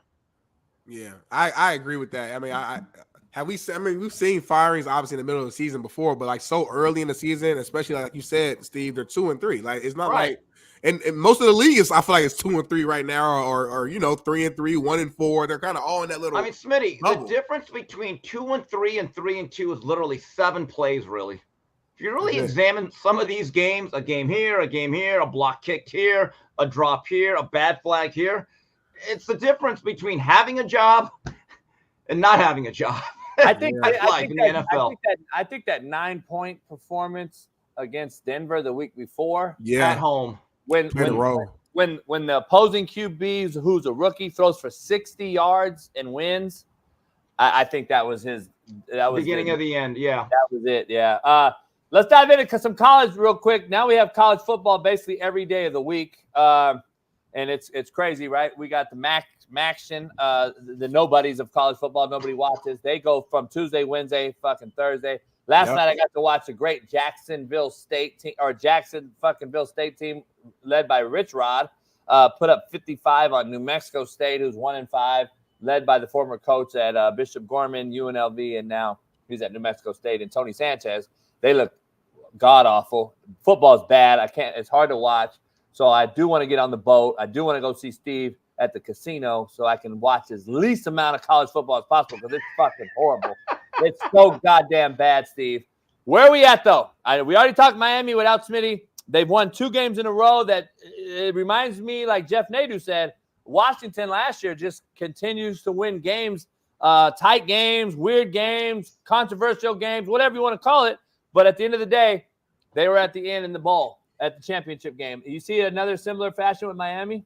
Kind of, sort of. Look, Miami has a bye week, and this is where Mario Cristobal is going to have to do some real coaching here. We have to win the bye week. And to me, if I'm Cristobal, first thing I do, I don't actually celebrate the win. I say, guys, we could easily be 0-2. They're not doing the routine things defensively. They cannot even play routine coverages. And the eye discipline on the back end of the defense is terrible. You rarely win a game when you give up 4 plays of 50-plus yards. That's bad defense. Now, they have to play from ahead also. They're a team that if they can get a 2-possession-plus lead going into the fourth, and you saw it on Saturday, Ruben Bain started to dominate that game the last 8 minutes. Ruben Bain has the ability to elevate every single guy on that front 7, and he does an unbelievable job of hitting his landmark as a pass rusher, and he never overruns the quarterback. His football IQ is off the charts. But Miami has a problem that I think at safety they're 2 steps too slow. And they have to see if Zaquan Patterson, who's going to be an NFL prospect down the line, is ready to play as a true freshman if you really want to make a run here. And they better hope and pray that Damari Brown, who's probably their best corner, can come back hopefully by November. And if those 2 things can happen, they can be a threat. But they have to be able to play routine, fundamental football defensively. And Cam Ward, I think it's interesting, Coach. Everyone's giving him Player of the Week awards. I thought he was terrible for 2.5 quarters. Hey, that's why we love Steve on here. Yeah, you're looking at the box score. I mean, look at I was in the end zone seats. I love end zone seats when you're kind of up because you could actually see the game. Yeah. He had guys out into the flat and underneath the whole game. And I'm thinking, Cam, you're trying to hit home runs. Pick up that dollar. Yeah. Because on that pick 6 that he threw across the field, he had Sam Brown underneath. That's a 6-yard gain on first down. If I'm a coordinator and I say, you get me to 2nd and 3 or 4 every time, I will take that. And Cam has to be cleaner because he has to understand our defense is pretty good in certain situations, but it's not an elite defense. So these are the things where Mario has to really live up to his own word. And I'll just say it like this. Be an asshole. Don't be their buddy. Be an asshole this week. Yeah. Because, I mean, after the bye, you guys face Louisville, right? A tough – and Louisville, look, no matter what happens this week, and Louisville has another kind of a difficult game, I don't care if they're on a 3-game losing streak. They will treat that game at high noon as their Super Bowl. So they have to – and look, Braum tore up last year Miami's defense, scored 38 points on them, and Tyler Shuck can throw the ball a little bit, and they have a really good receiver that's finally come into his own, Ja'Cory Brooks. The young transfer from Alabama. He is now looking like an NFL receiver. They have a good young running back in Isaac Brown. So, again, Miami has to master the routine. That is the measure of excellence, is doing the routine at a high level consistently. Hey, Steve, speaking of wide receivers, you guys flipped Joshua Moore, who's a Florida commit, and he flipped to Miami. He's a 25 kid. I think he's like 41st nationally ranked. Yeah. Number 8 receiver on 300. Where are you at with this flipping and Mario Cristobal being the recruiter that he is? Not a shocker to me at all. Do you know anything about this kid? Yeah. Josh is a big-bodied kid. I think Miami has a lot of good young slot receivers. Now, look, Xavier Restrepo is going to be almost impossible to replicate, and he'll go down as one of the all-time greats at Miami. But they need big-bodied outside receivers that could take the top off the defense. I wouldn't call him a burner, but for a young man that's 6'4", he can move well enough, and they're probably going to need another receiver. I don't know what they're going to do in terms of the portal. I know they have a redshirt freshman that they're not going to play this year, Chance Robinson. He went to St. Thomas Aquinas. He's another big-bodied guy that can run a little bit. But college football is about optics. Right now, Miami has a chance, given their status and the fact that Florida State and UF are down, to raid a couple of guys here and there. And then Miami's going to go national recruiting. I've kind of had some discussions with people that are in the know. Here's my opinion, and this is not a fact. My opinion is Mario does not want to deal with the toxicity of the South Florida handler, some of the other stuff that goes on, and I think he wants to go national. And you look at some of these classes that he's put together, Miami doesn't just think it's South Florida for them. You got to deal with fucking Luke and all that other shit. Anyway, let's dive into a little boxing real quick before we talk about tonight's game. And I wanted to ask you about Ed Ogeron, who got a $17 million. Go Tigers. Yeah, we just going to run the ball out here, have some gumbo. Go Tigers. Hey, he used to drink one of these at 4 a.m. at my house and run down to the beach and sprint on the sand and then work out a guy illegally and film him. But anyway, that's a whole nother story. By the way, Ed Ogeron and Tommy Tuberville were the 2 last graduate assistants ever hired by Jimmy Johnson at Miami. And Ed Ogeron was famous for basically being the one-man Secret Service for Dennis Erickson during the after hours during their days at Coral Gables. Good football man. Go Tigers. Ed Ogeron. Go Tigers. All right, here we go. I'm going to text Ed, see if I can get to Ed on the show. He ain't going to text back probably, but yeah. Go Tigers. Yeah. He texts back all the time. But anyway, he got $17 million. Congratulations to him and all his girls that he's hitting on the side. I want to ask you about Bill Haney, who I'm also going to get on the show. I actually spoke to him. He spoke highly of you, Steve, he called out Ryan Garcia for a rematch versus son Devin. Where you at with this? I believe the rematch will happen. I've been told that Devin will probably not fight until that rematch happens. Keep this in mind. Ryan is currently under a year suspension starting from the date of that fight, April 20th. They're going back and forth. I don't know how far this Bill Haney, Devin Haney lawsuit for battery against Ryan's going to go. You know, that was received like a fart in church. Let's make this clear. Devin and Bill, and specifically Devin, they were the aggrieved party. Ryan got busted for a drug test. He didn't try to make weight. Okay.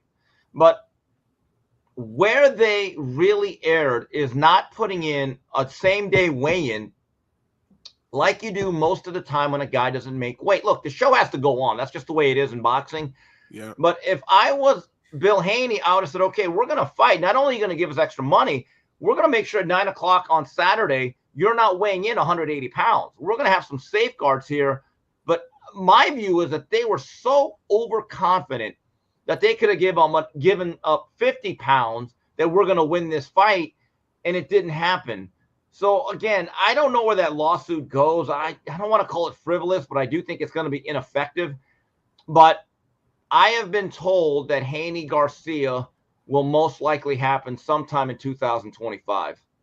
Now, let me ask you this. Obviously, we're looking way ahead, but in the event the rematch does happen, and let's say Ryan Garcia wins again, what does that do to Haney in terms of just, you know, I guess career, just future outlook? Because to lose back-to-back, we get the steroids. I get it. Yeah. Let's assume Ryan's clean this next one and win. Like, what does that do? Yeah, I mean, Smitty, that's a great point, because I was looking at like the Ring Magazine pound-for-pound ratings, doing some research on Better BF Bivol. And it was interesting that, you know, Haney's still at number 10 Really? Because they're almost acting like, hey, April 20th is an asterisk, which there should be because there was a positive drug test. But once a fight happens or anything happens, it's like the Reggie Bush Heisman in 2005. I don't care if the NCAA stripped him. We know what he did on the field. We saw it with our eyes. He's always been a Heisman to me. Right. And once a fight happens under any circumstance, for the most part, it lives indelibly in our minds. Yes. And so we could look at the record book and they could say it's stricken from the record or it's a DQ or a no contest. Smitty, we'll always have that vision of Haney hitting the canvas 3-4 times. Yep. And you cannot undo the physical damage. So now to your question, let's say they fight and everything's on the up and up and Haney loses again. It's going to be a hard road to ever get back to the elite status that he was supposed to have had on the date of April 19th going into the 20th. Wow. We shall see, man. I'm definitely going to tune in, JB, if it happens. Yeah, I don't know. I don't. Hey, Steve, real quick. I know Saturday we're going to watch this fight with you, and then I'll be coming off the boat. I'll pick up Smitty with Uber and Uber Eats and all this other shit.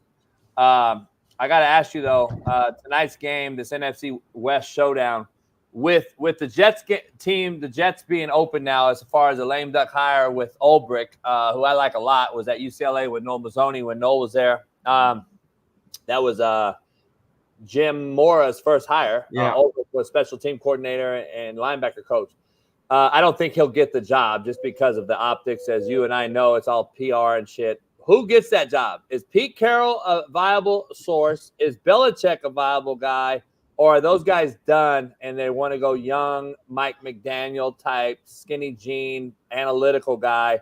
Because I don't know why Vrabel didn't get a job. I don't know why Carroll didn't get a job, why Belichick didn't get a job. And there's some other guys I can mention. Who takes the Jet job? And this early in the year, if they don't hire a guy now, isn't that kind of just saying we're conceding and then we're going to redraft? We're going to go get a quarterback in the draft next year. We're going to start all over? Here's the issue with Pete Carroll and Bill Belichick. I think they're beyond the age of 70, right? Yeah. I mean, age is a little bit of a factor here. And here's the issue with the Jets.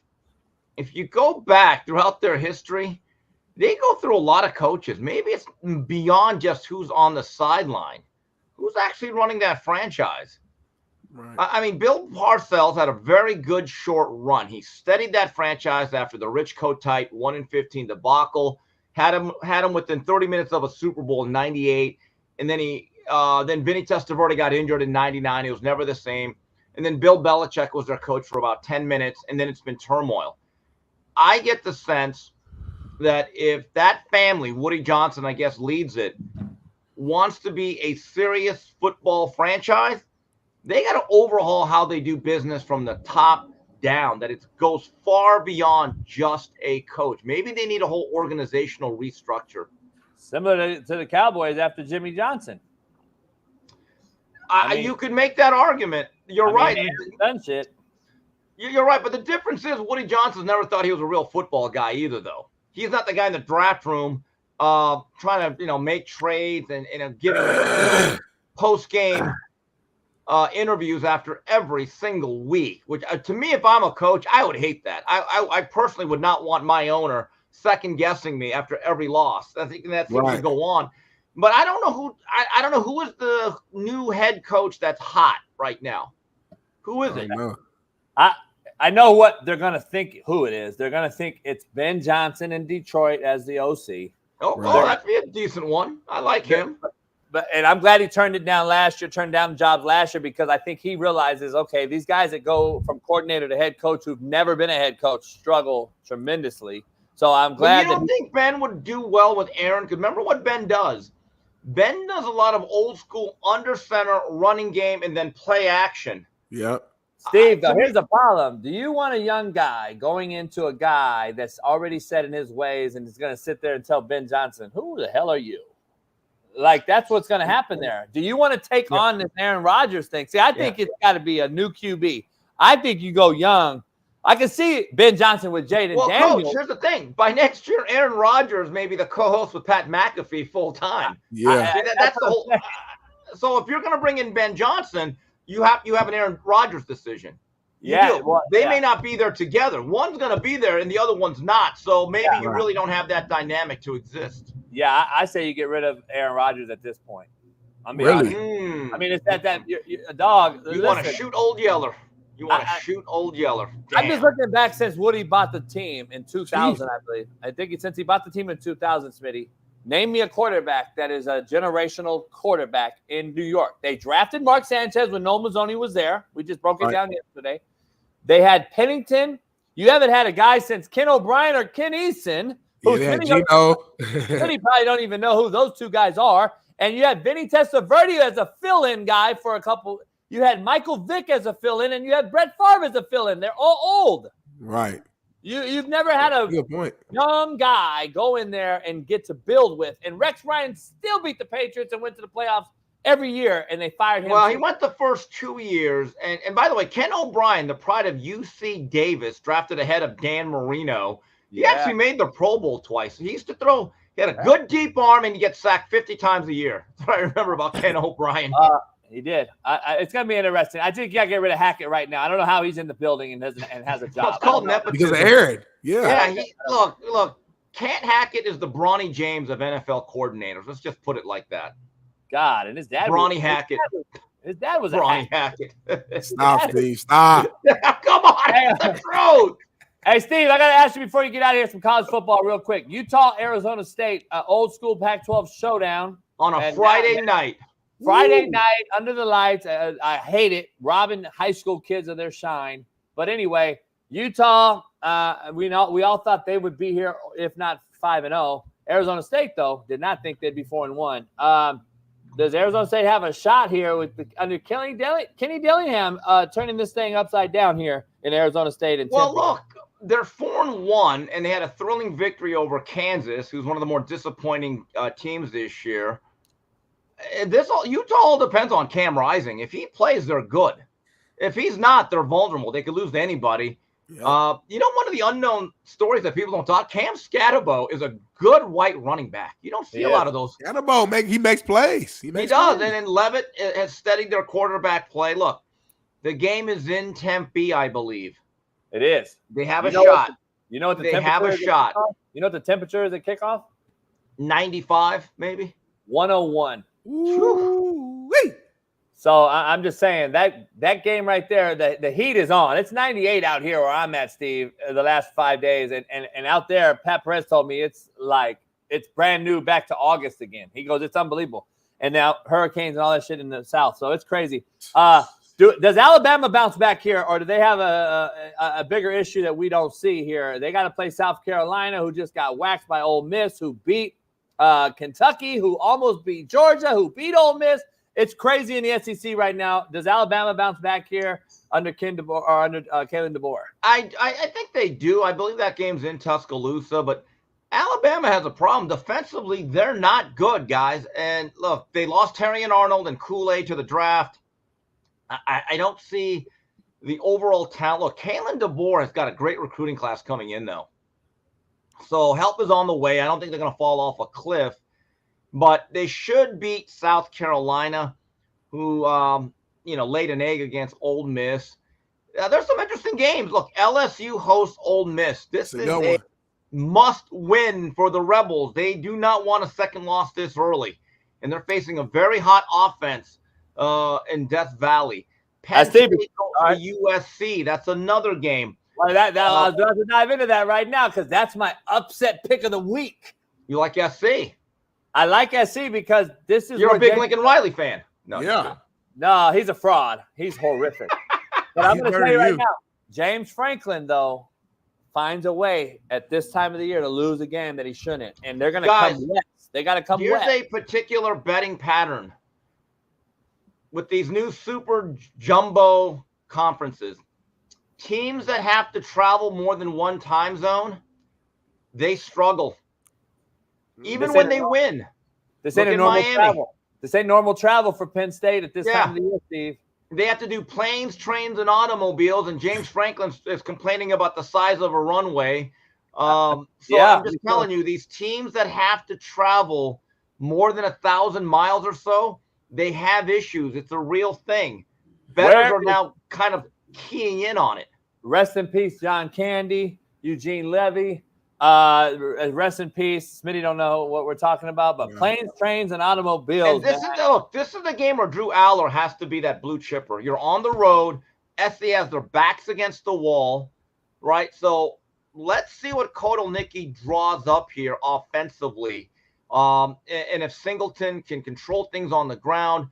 Look, SC is not that far from being undefeated. If they make one tackle against Khalil Mullings, they beat Michigan. If they don't, the Minnesota game was there to be won, and they lost. So they're not that far, Coach. I know you hate Lincoln Riley, but they're not that bad. But, Steve, we got to be happy that they showed us who they are, because that's not good. Those aren't great wins if they did squeak by. Like, this team is a fraudulent team. I'm with you, but look. This team's garbage.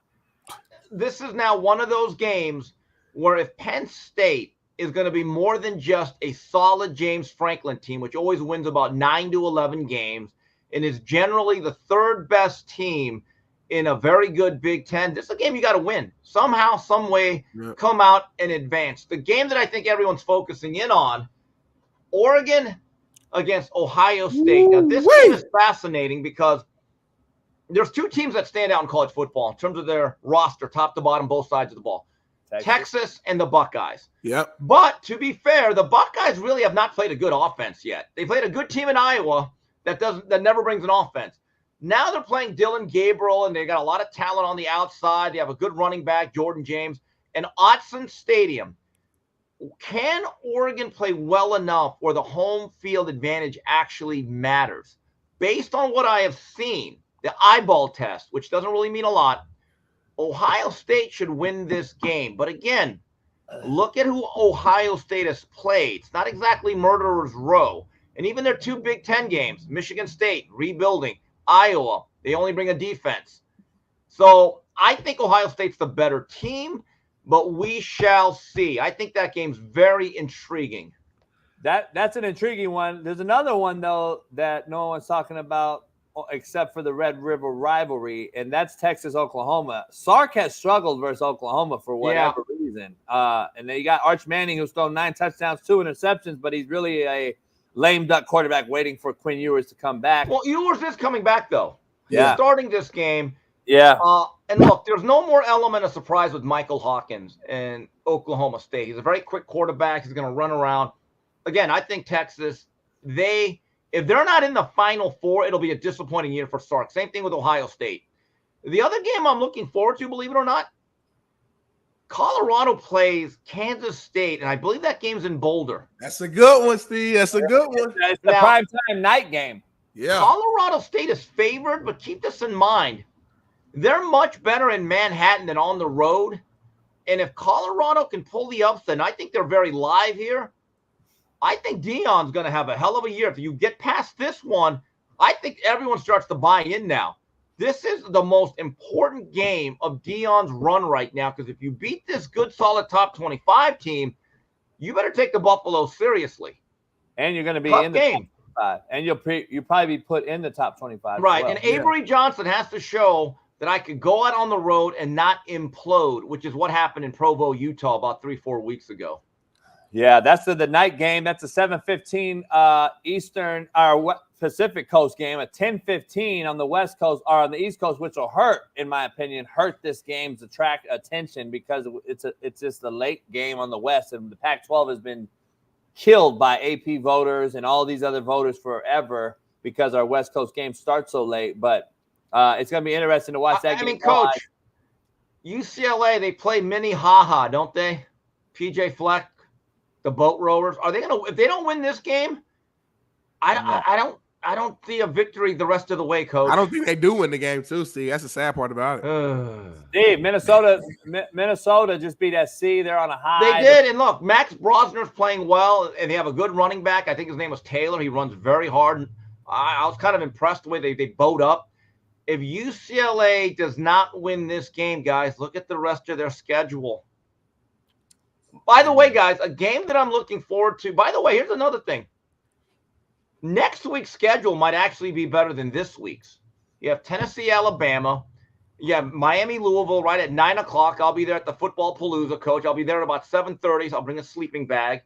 And a game that I think is going way under the radar and has Big Ten ramifications, Indiana takes on Nebraska. Ooh, good point. Curtis Rourke, I think, is a dark horse Heisman guy if he somehow wins this game. Yeah. And Kurt Cignetti right now is my coach of the year. The job he's done. Just win. My coach of the year right now is a good friend of mine, man, Kalani Sitake. And BYU is not him too. BYU is not talked about. They're 14th in the nation, 5-0. They got to play Arizona team who you in the beginning of the year thought, okay, this team could score. Well, I like them with Jed Fish a lot better, but if Arizona wants to salvage something and say, okay, we're still a player here, you got to win that game. So I'm just on October 19th. Look at that schedule. I was kind of like previewing it. I was like, wow, this might actually be better than October 12th, to be honest. Yeah. Before you get out of here, real quick, I did my top 5. We're going to do it every Wednesday. Smitty and I will do it, but we'll recap it with you on Thursdays. My top 5 NFL teams every week, how they fluctuate. Steve, how do you think about my 5 right here? This is who I think is 1 through 5. I would have Washington Commanders at 6, teetering with 5. But other than that, to me, this is just the best playing teams right now. And I don't believe the Chiefs are playing the best, but they're 5-0 and they're the defending champs. And that's why I have them there. I think the Vikings are playing the best. I think the Ravens are hot. The Texans are 4-1, not playing the best, but they continue to win games.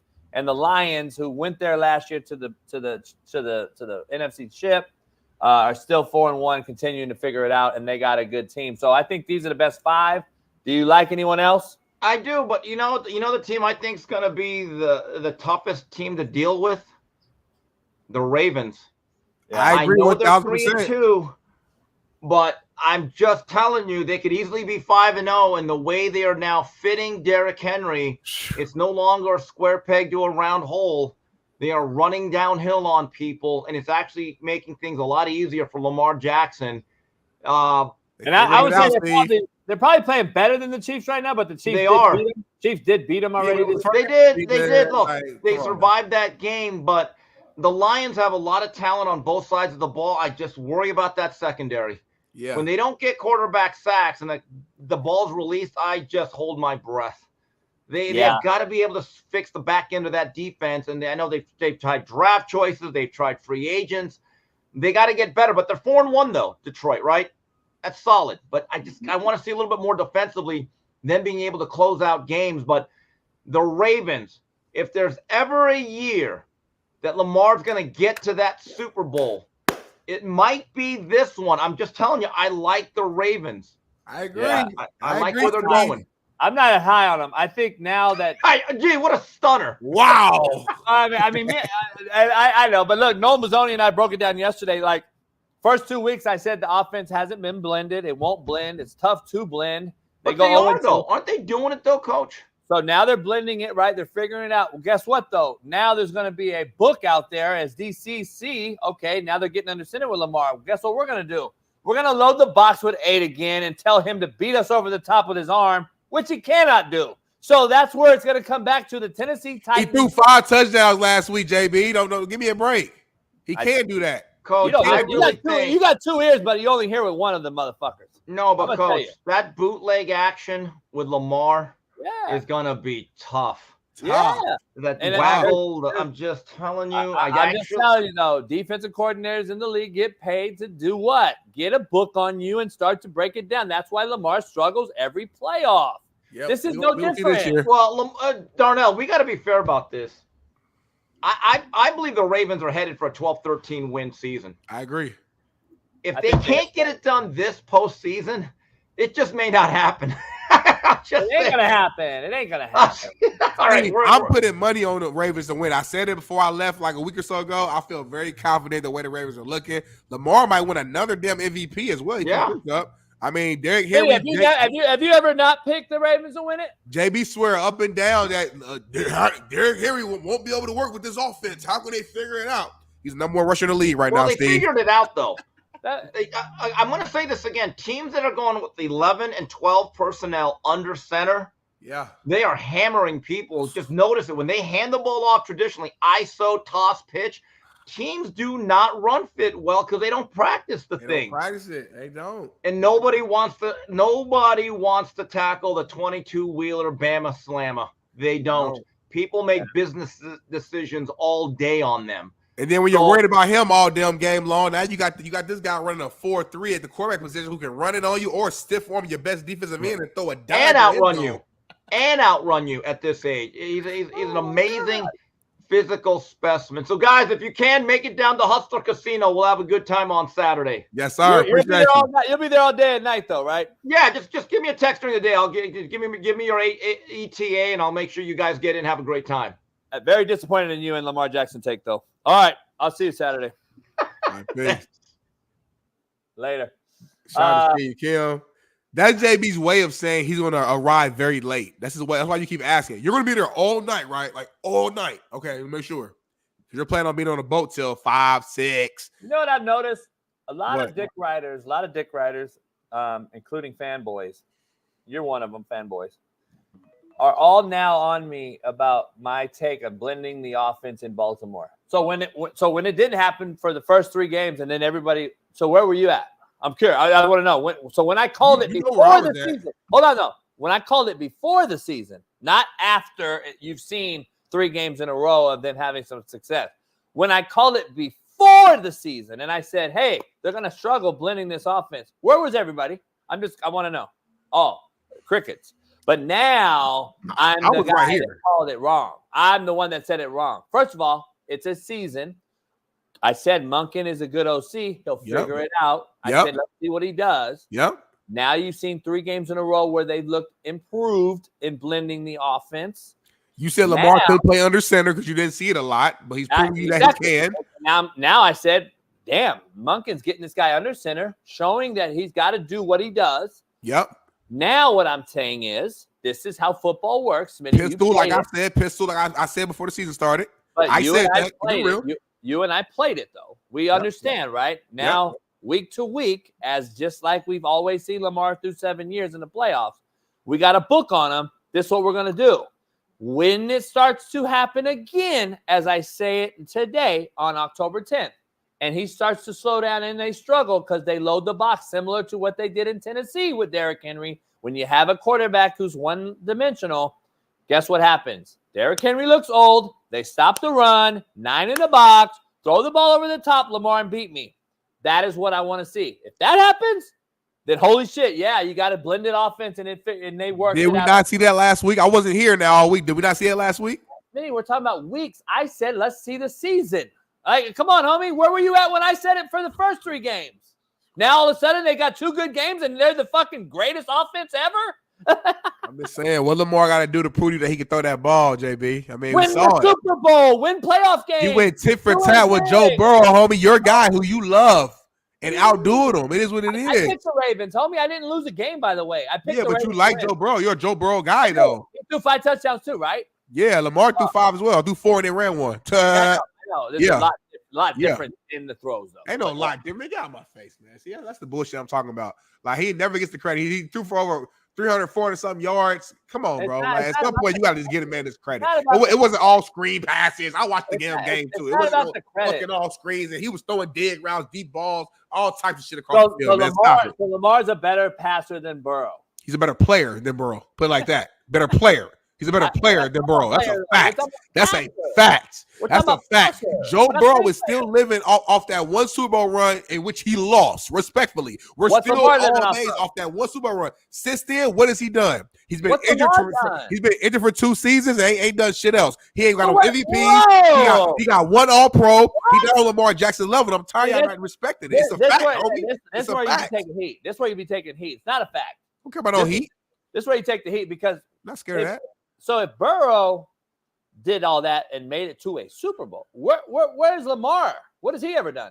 Lamar's a 2-time MVP, might win a 3rd one this year, been to an AFC championship. Stay overall, contrary to belief, stays healthy overall. Like he hasn't done Joe Burrow's way more injury prone than Lamar. Everybody said Lamar can't stay healthy with that style of play. Well, way more healthy than your boy Joey B. That's what it is. We said it on this. I said it on the show myself. What do you mean? You know damn well I said that's. He may be cooked because he's injured. I said Joe Burrow this year. What do you mean? Come on, homie. I keep it real, too. You talking about, I've been saying Burrow's always injured, and this is why he may not ever be the same guy. But Lamar has yet to get where Burrow has been in half the time. But anyway, it's a racist show, RACCIISS. I can't wait for Lamar win this year. Oh, I cannot wait for that following show. I cannot wait. It's gonna be so funny. Every year. I was waiting last year, and it didn't happen. You gonna find some excuse. Well, okay, he won, but he didn't play good. He didn't. Like, you gonna still find a way to still talk shit, as you always do. Well, you're gonna find a way to miss that day when they don't win. I'm gonna be here. Oh, that's what I don't get. Every year, though. It's every year. It's every year. Lamar's gonna win it. When is it not? When is he gonna say, fuck, he's not very good? I got some BPS, though. And I got a WPS and a BPS mixed in one. And I want to break it down with Smitty. Show this video, and I'm disappointed in sisters today. I'm disappointed in white folks for allowing this. And I'm disappointed in Walmart. I'm disappointed in Sam's Club, and I'm disappointed in Mix. What is the name of their shit? Hold on.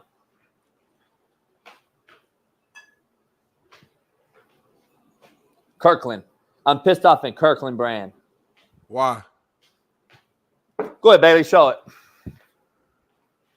Part 1 of why I will be suing Sam's Club. Count your days. Because why does my meat look like this? It's bought from Sam's. Look at the discoloration. I do not like it. I do not like to eat meat like that. I'm going to cut it up some more. But I am suing Sam's.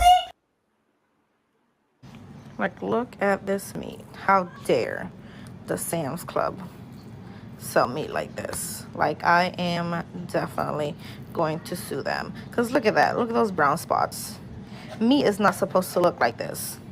A lot of people are telling me to do my research, that I don't know what I'm talking about, but yes, I do. These are the first few times, though, that I have bought meat, you know, because I was just qualified for my food stamps. But do you see that discoloration? Like, that's nasty. I don't like that. I'm going to cut those parts off just so I don't taste those.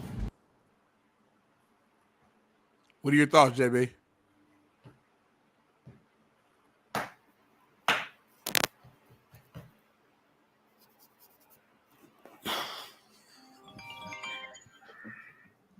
Unprofessional.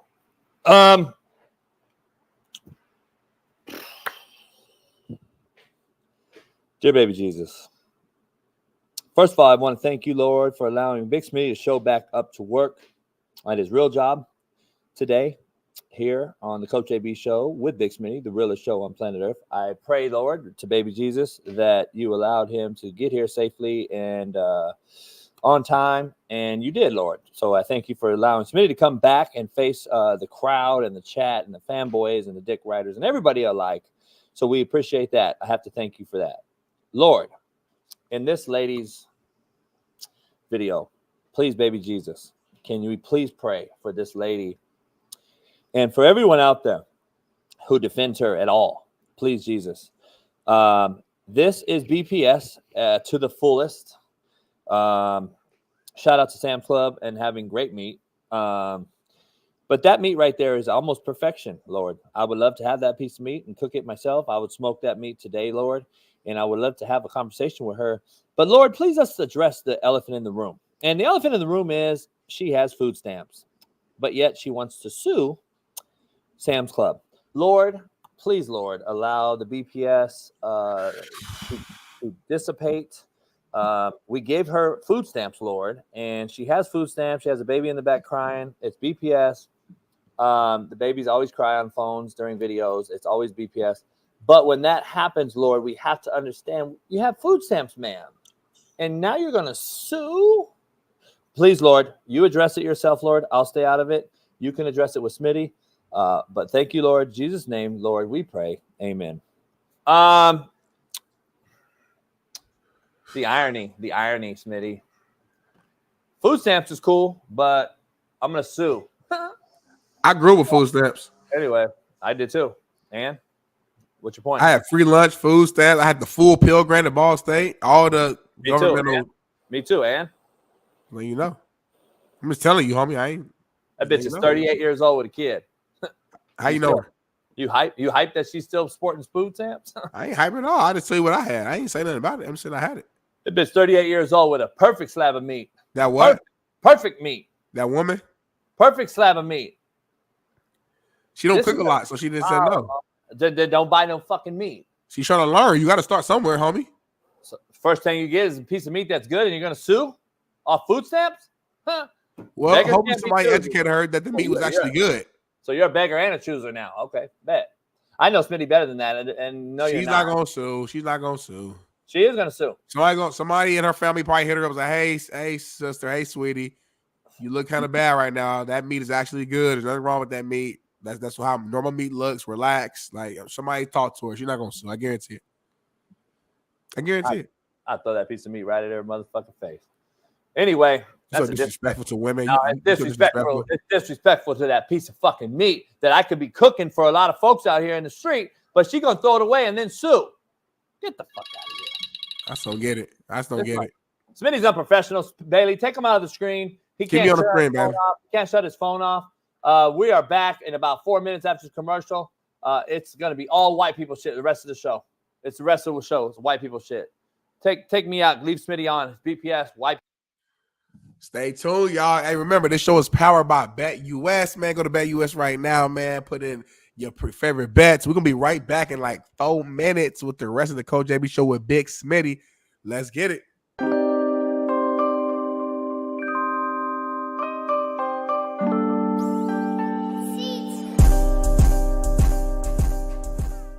Mina Kimes has come out and said yesterday. I don't know if we have a video on this, Bailey, or not. I should have asked you, but Bailey does have the tweet, and it says, do we have the video, Bailey? Can we get the video so everyone knows what she's saying? My bad, Bailey. I put Bailey in a bad spot on that one. We should have had the video because this wasn't a discussion, but I wanted to bring it up. Bad coaching. Bad coaching. We're going to bring it up with Noel, though, on the big board. So I want to give everybody some context that doesn't know that Mina basically came out, all right? Bailey's gonna find the video, and I basically came out and said that they're making quarterbacks check the ball down because of all the too high safeties that was being played, and it's at an all-time high.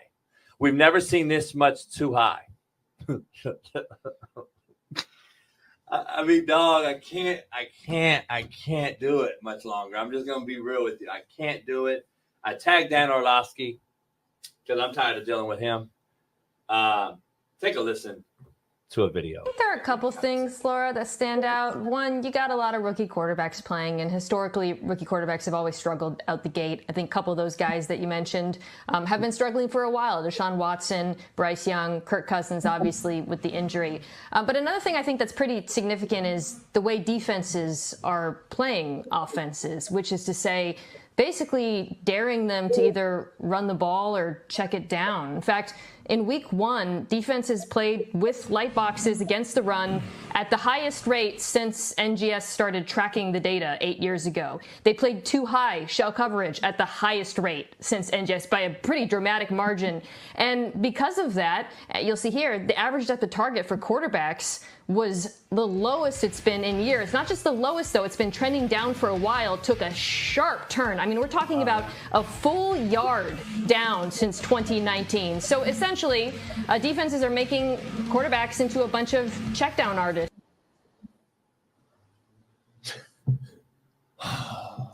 Based upon, because this is my first time seeing the video, based upon what she said, it sound I know enough about her to know she's very, like, she goes based upon stats and like what the teleprompter says.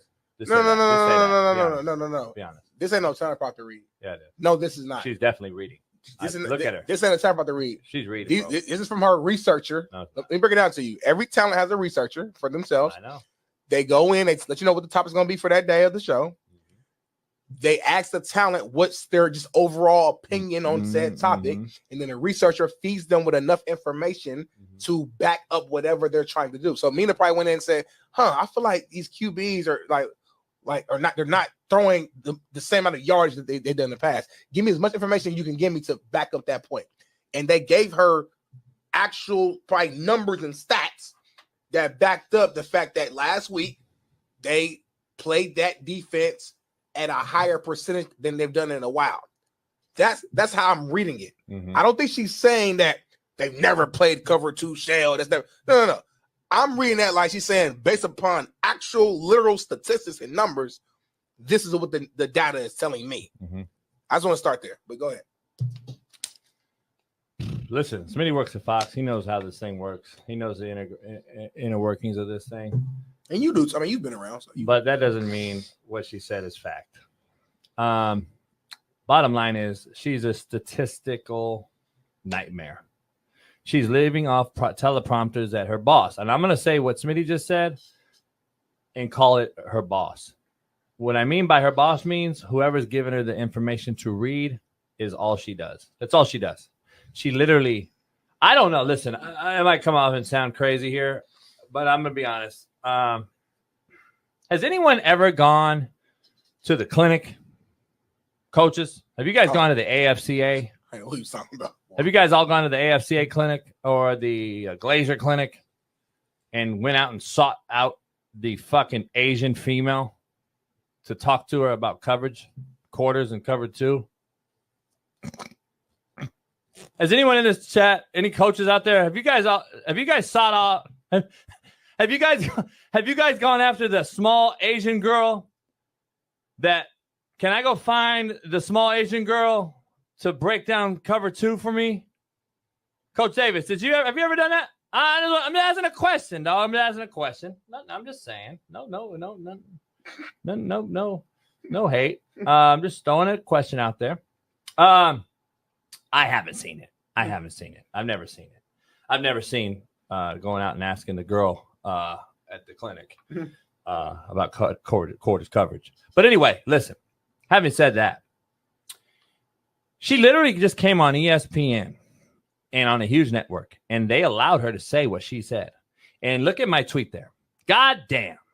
Can someone please shut this up? She is embarrassing to listen to. Mina, you know nothing. You are repeating data from your boss's teleprompter, as Smitty just eloquently said. 2 high safeties have been around far before you, Mina, and far after this stupid-ass take.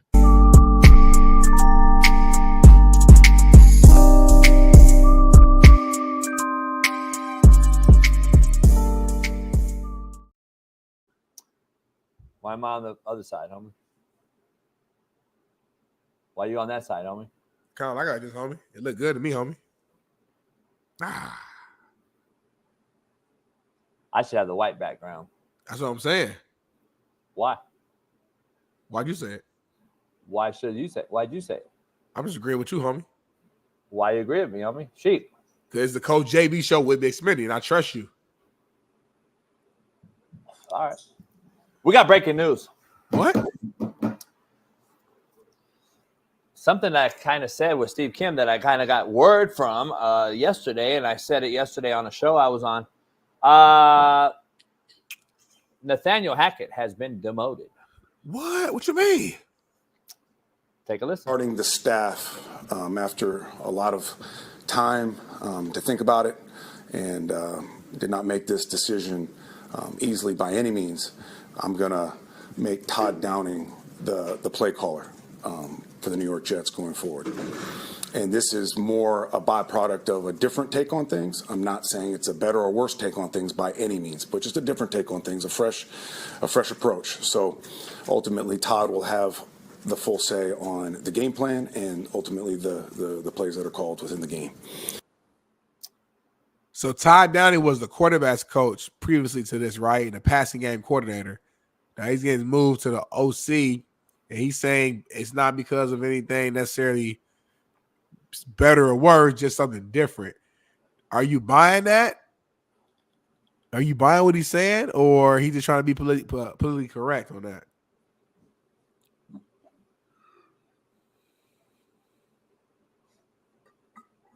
And how's Aaron Rodgers taking this? There's a lot to unfold here. Let me give you a bunch of insight on Todd. Todd's a Minnesota kid.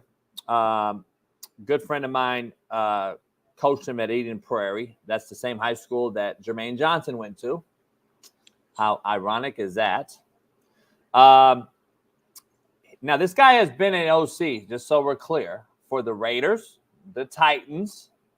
I believe he was at least quarterback coach for the Vikings, the Bills, the Lions, and I believe he's a McVay disciple with the Rams, okay? Ooh, okay. So his like playing career is Division III. He was a film guy, okay? He was a film guy, and then I think his first job was I just got a whole updated resume on him last night from a buddy who coached him and told me his whole thing, and I don't have it in front of me, but I'm just giving you I know he was like a youth football guy. Yep.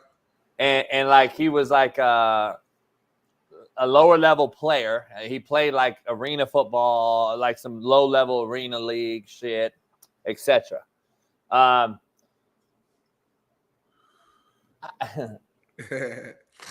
My good friend Chad Oslin, who is the reason why we have DV Sport, offered him an internship job in 2001 to do football analytics and film. Okay. Chad Oslin, I talked to his phone. Why are you laughing, homie? Because look, can you see that name that's right there? No, we can't even see the phone. Okay. Now we can see it. It's just all white. We can't see no name. Chad Oslin, who's the reason we have DV Sport, hired him in 01 years ago. Has known him since he was a kid, and said to me blatantly, "How does this guy continue to get jobs in the NFL?" So anyway, I'll just leave it at that. Bottom line is the guy continues to get jobs in the NFL, and at this point, it's kind of like a lesser of two evils, I guess. That's who's the play caller is going to be. It sounds like what you're saying right now. In essence, is that there's a dumpster fire in New York right now. It is a dumpster fire. It's a shit show. It's a shit show. Damn. Robert Saleh is going to get paid $20,000 a day for the next 2 years. A day? A day. A day. A day. A day. 20 grand a day. Wow. For the next 2 years. That's I wouldn't coach anywhere. I wouldn't go on TV. If I'm Robert Saleh, I'm going over Hamas and chill and go back with my carriage in my house, my home, my family, and post up and say, fuck it. I'm a ride or die over there. I'm going to go help them out and do you, homie. 20 grand a day for the next 2 years. I wouldn't give a fuck about coaching with the Niners if they called me to come help. Because, by the way, any team that hires him now has to pay some sort of money to the Jets. Right. For that salary. So, here's the reason why this is what my take is, just off the top, because there's a lot going on in this whole thing. Robert Downey is the Robert Downey. That's Al Brown. Todd. Todd Downey is the scapegoat to break the monotony between Aaron Rodgers, the new head coach Albrecht, and the Jets. This is Albrecht saying, you can no longer run this team, Aaron Rodgers. I need to cut the ties with you, and Nathaniel can't hack it. Yeah. Because now it's a fresh slate. You either quarterback this team based on what Downing's calling, or fuck it. I'll put fucking what's the name? Tyrod Taylor. That thing. I mean, like, this is Albrecht's baby. This is what AP had to do last year for the Raiders as an interim. You got to make hard decisions. Your boy, what's his name, had to do it for the Colts a couple years ago when they made him the interim. He came in and made some hard decisions. He put Matty Ice in, remember? Or who was it? The quarterback. Yeah. You talking about just Saturday? Yeah. Who did he start? Remember? He started over. He started he put the old guy back in. I was at the game. It was against the Raiders. I was at the game and he won the game. I think it was Matt Ryan. Matt Ryan, right? Yeah. Yep. He started Matt Ryan and was like, "Hey, we're gonna go with the old school cat. He got to make this hard decision. Albrecht's gonna make it. He made one today. I'm glad. I would have fired. What's the name though? That would have been a real. Oh yeah, what's my shit now? You're gone. And Downing, you're going to take over play If calling? you do that though, you will completely lose Aaron Rodgers now. I don't think so. If Aaron Rodgers came on Matt McAfee yesterday and said, I'm down for Ulbrich. Whatever he do, I'm with it. He said that before. Yeah, before. But I'm saying that's when Brick had him by the balls, because now Aaron said it publicly on a big show. You can't go back now and say, well, why'd you fire my guy? Nah, you said you were all in. And you said, out of respect, I now call him Coach Ulbrich, not Brick. When he was the D coordinator, I called him Brick. Now he's the head coach. I call him Coach Ulbrich. His name is respect. I saw that. Ulbrich, you had him by the balls. This is your team now. Go back and fire that motherfucker Hackett. Make it your team. I would have fired all. You know, demoted him though. I mean, he got him like a fucking assistant now. He ain't really doing it. He like a GA. Hey, here's the conversation. This is me. I'm Ulbrich. I just took the job over at the New York Jets.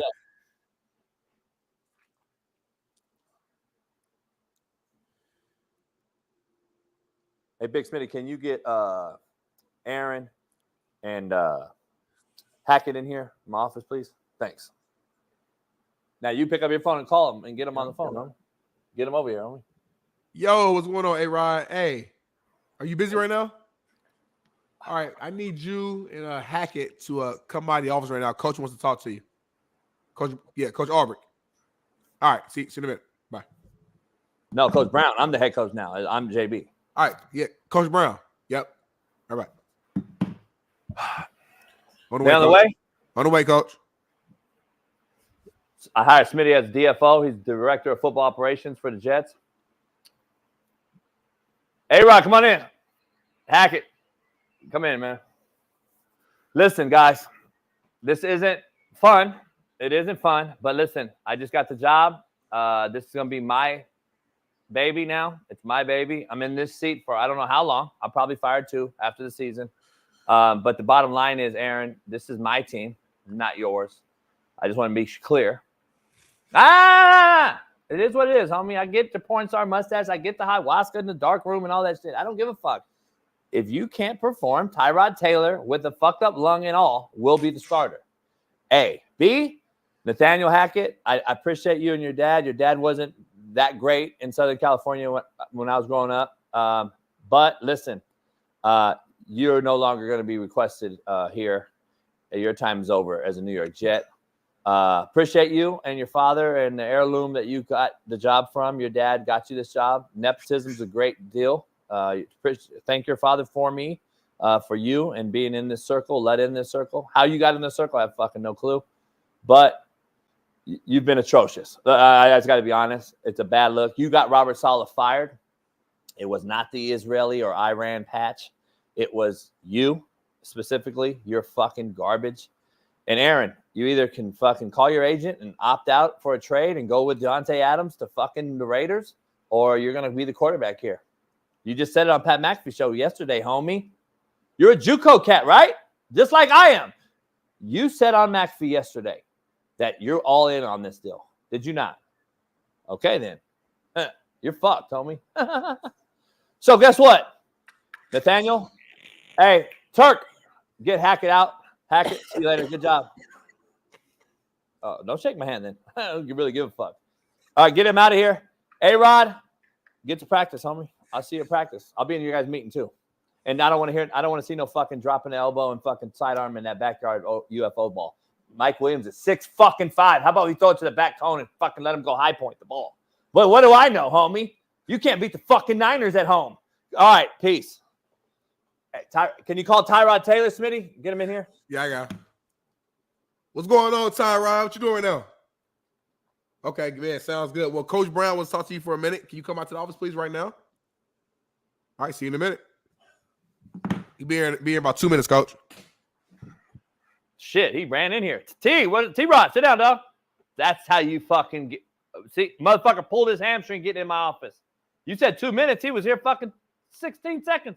T-Rod, sit down, man. Listen, dog. Listen, I love you, man. Love what you're doing. Passionate.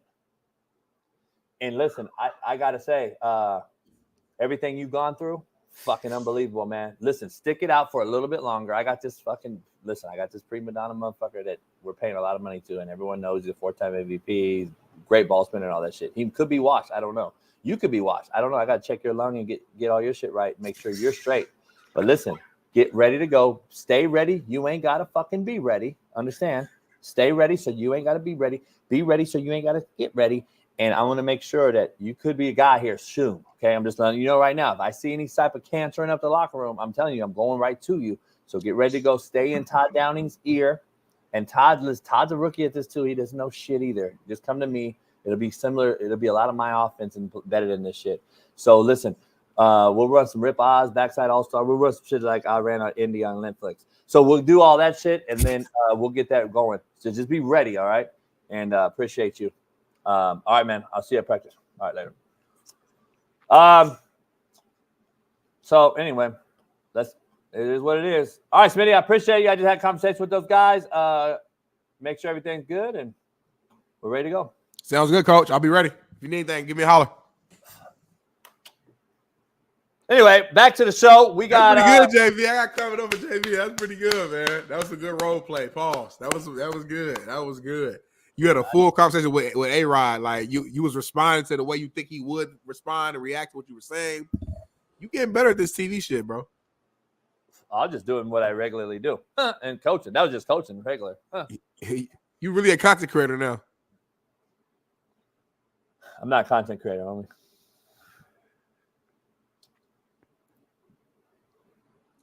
Joe Flacco, let's switch over here to NFL. Joe Flacco ranks first in the NFL in passer rating. Anthony Richardson ranks last. But if you watch the games though, Anthony Richardson has been ups and downs, man. He's hit or miss right now, and that's you should expect that from a guy who's basically still a rookie. He's only played like 6 games. My biggest concern with him is just staying healthy. We knew that his injury history all the way back in high school. Jesse Morse kind of broke it down a while ago. That's my biggest concern. For me, as a fan of the coach, I have no beef with Joe Flacco. He's a Super Bowl champion, hell of a career. At his prime, he was a pretty good middle-of-the-pack quarterback, and we know now, as a vet in his league, that he can go out there and still pass for 300-plus passing yards in any given Sunday, throw multiple touchdowns, and still go out there and perform well. But for me, I'm thinking about the future, right? Ever since we've lost Andrew Luck, we haven't really had that sustainable guy at quarterback. We got Phillip Rivers for 1 year. We got Matt Ryan for 1 year. So as a fan, I'm not trying to get like a vet, an old guy like Joe Flacco, who's probably, it might be his last year. He might have 1 more year after this or whatever, but he's on his way out. I'm trying to invest in the future, and I want to get a full vision of what that future could be like. Can you read what it says? Can you read what it says? Yeah, I'm gonna finish this first. I want to get a full vision of what the future could look like fully. Like I want to get 16 games underneath the belt with AR5. Because listen, we've seen a lot of lows. I'm gonna keep it real. A lot of lows, a lot of plays where I'm looking at the screen like, what are you doing? But I also seen a lot of great plays too, whether it's toughness with him running the ball into the end zone or him making one of the most spectacular passes we've seen all year long. So like he's really hit or miss right now, and the consistency factor is what we need and what I need to see out of him. So. But yeah, Joe Flacco ranks first in the NFL in passer rating after 2 games. Anthony Richardson ranks last. That's where it's at from a passer rating standpoint. Their games are different though, so that's what it is. When are you gonna really say, you know what, this is the best move for our team? I'm a Colts fan, diehard. I'm from Naptown, and Flacco gives us the best chance to win because he just proved it to you, and you saw it last year with Minshew. We lost though. When are you gonna say though? We lost though. I said best chance to win. All I can say about win or loss. I don't care. So if AR5 goes out there and let's say he throws for 150, he runs for 80, he runs 2 touchdowns, throws 1 touchdown, throws 2 picks, but we win the game. And then Joe Flacco goes out there and throws 300 plus yards, 3 touchdowns, no picks, but we lose. I don't give a fuck. I want to win. I'm a real fan. I want to win. But I don't care how it looks like. The stats don't lie, right? Yeah, but no. Stats. You said that. You said stats don't tell the full picture though either. Oh, what I said. Flacco's not playing better than Lamar. Huh? Flacco's not playing better than Lamar Jackson. You well, wouldn't he's only had 2 games. I'm just saying, in those 2 games, you in those 2 games though, before last week's Lamar. I know before last week. Last week happened, so we got to look at last week. We're looking at it. I know before last week. He has 2 better games in a row than Lamar has anytime this year. 2. I'm talking about 2 in a row. Flacco has 2 better games in a row than Lamar has in a row. So that's fact. So I don't know what you're talking about. And number 1, but we're talking about IR5 though. Yeah, AR5. Yeah. IR5 hasn't put 2 games together ever. He wins though. He do win though. I will say that. What does he win? He wins games. IR5 wins games? He wins games. The problem is he doesn't play a lot. He doesn't play enough. That's the problem. My thing is, like, you act like he go out there and just wait. Two things can't be true, though, right? What you mean? Can two things be true in your scenario? Yeah, when he's out there, he said he wins a lot. You said he wins a lot. He wins a lot. I said he wins games. I'm adding words to make your shit sound better. I said he wins games. All right, my bad. I'm sorry. I'm not gonna lie. It's all right. You said he wins games, and then you said he can't win games because he's not out there enough. He wins games. His main problem is that the best ability is availability, and he hasn't been available. That's I'm telling you, what you have been saying. My biggest concern is his health. I said that shit. There's nothing else to really say about it. We've seen a small sample size. We've seen 6 games. I'm not going to throw him under the fucking tires and say his career is over. He sucks. He's shitty in 6 games. That makes no sense. But what does make sense is 5-hour energy is the best drink to have when you're feeling down, you're feeling low, you have a long day ahead of you. You got to go to work, got to get your car fixed, you got to watch them badass kids. 5-hour energy is your drink for you. Take one shot in the morning. Get the extra. Tell them the Coach JB and Big Smitty sent you. Use the promo code. And then go from there, man. I'm telling you, 5-hour energy is the best drink for you. I think it's blatant disrespect that you dropped $1.99 on this show. Shout out to Langston. He's a high schooler, bro. That's all he got. Look at his, like he's a wrestler. That's all he got. Then he shouldn't be on the show. He can't hear this. He can't hear what we say on this show. He's not old enough, and he shouldn't be in here. And then you shouldn't be taking your mama's money from her Venmo and putting it into this show. It's not right to your mama. So I'm just saying. That's from his piggy bank. That's from his chores, homie. He took money out of his chores and sent us $2. Like, be appreciative. He probably got $10 to his name. Be appreciative, homie. He ain't got to say nothing. Let's get to brass tacks. It's good to have you back. It's good to hear the bullshit back on the show. Let's get this. Let's hear this. Let's hear your take on this, because I'm glad somebody, a brother, has the balls to come out and say what he just said. Listen to this man cook about my guy, Danny Dimes. Now look at Patrick Mahomes and his play. I think of Daniel Jones with a great defense. That's what Patrick Mahomes has turned into. I know people don't want to believe it or say, oh, Rob, you're being over dramatic. You're dissing Patrick Mahomes. I'm not talking about legacy and career. When you start looking at some of these stats, it's staggering. First of all, I will jump over this thing if you ever say he's dead. Shout out to my brother Kelvin Washington. Both of these are my homies, actually. Kelvin and Rob Parker. Shout out to both of them. Here's Smitty. Let's watch you. With a great defense. Oh, my bad. That's Smitty right there. Your boy right there. Go ahead. Homie Kelvin. Yeah, that's Kelvin. Kelvin Jew, and I'm the other cat. Go ahead. That's what Patrick Mahomes has turned into. I know people don't want to believe it or say, oh, Rob, you're being over dramatic. You're dissing Patrick Mahomes. I'm not talking about legacy and career. When you start looking at some of these stats, it's staggering. First of all, I will jump over this thing if you ever say he's Daniel Jones again. He's Daniel Jones with a great defense. That was crazy. I try to be fair and let you cook. Now, right now, you ain't cooking. You barely boiling a hot dog. I get the Daniel Jones. Hold up. I get the Daniel Jones reference as far as his statistically. But the difference between he and Daniel Jones is he still finds a way to make the play. Now, he don't make all the plays. I'll give you that. Patrick Mahomes ain't Patrick Mahomes right now. And here's the quiet secret, Rob Parker. It's been like this for a while. One of the benefits of winning all the time is the psychological warfare in which you now dominate, right? We were talking, you and I, off air here. 28-3, the Atlanta Falcons are up on the Patriots. And I remember going in at halftime, and my wife kind of came downstairs. She wasn't overly watching the game. She goes, oh, look at the score. She's like, oh, they're going to win. I said, this is still Brady. All right, so I'm a Rob Parker fan now. I'm gonna get him on the show tomorrow. I get him on. I get him on too. I love his take because I've been saying it for how long? Put Patrick Mahomes in New York, in Chicago, in Indianapolis, in Jacksonville, in fucking Arizona, and that's who you get. You get Daniel Jones, homie. Let's just be honest. This guy's an MVP, bro. Multiple-time champion, multiple-time Super Bowl MVP. Stop. We've seen the great. Listen, I respect the hell out of Andy Reid. He's amazing. Why But else you Andy look Reid at has that? never won a Super Bowl prior to fucking Patrick Mahomes. And he's had why Donovan don't you McNabb. He's had Alex Smith. He's had Michael Vick. He's had really Hold on, talented, though. good quarterback, but has Hold never on. won prior to Patrick Mahomes. That's the difference. So don't give me this shit. And he ain't always had no great top best defense in the world. He does now. He ain't always had that. Is his stats great right now? No. Their stats Hold are on, not though. great right I now. don't But he even care finds a about way to stats. win. I don't care about stats. But I see people get riled up and they don't listen. They only hear.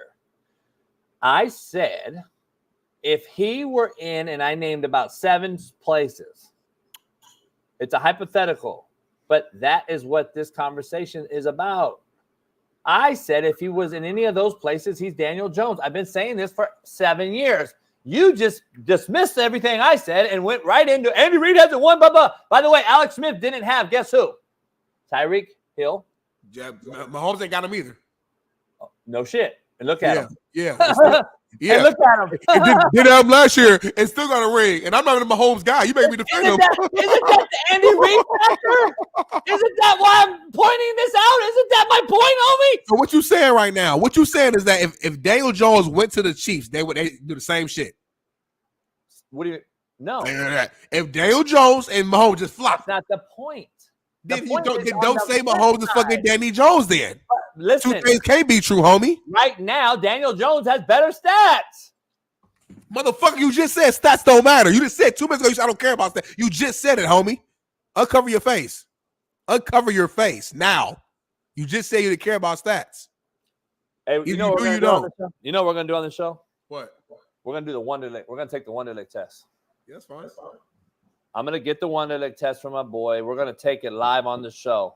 I think you may have the lowest Wonderlic test score other than IR5 ever. My grades have been, I guarantee, look at my GPA, look at my grades compared to yours. You're not fucking with me.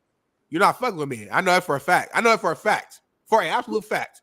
You're I a will bet content my life creator. on the line. You're a content creator. I'm a realist. You're a content creator, and that's the difference. I guess that's where we butt heads at.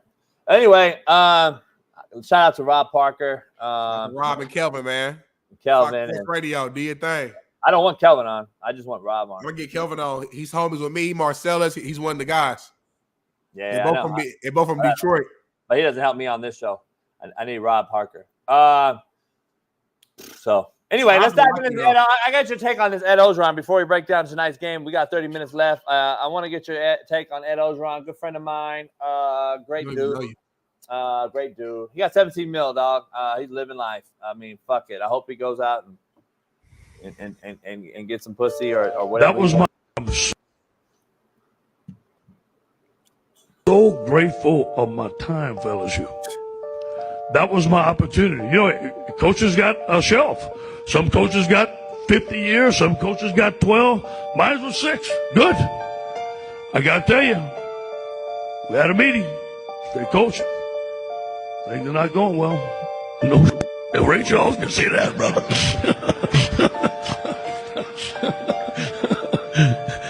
And they were good. And Scott Woodward is a friend of mine today. Really, really, a lot of respect for the way they handled me. So what's next? Well, I got to tell you this, though. Say, Coach, you got $17.1 million on your contract. We're going to give it to you.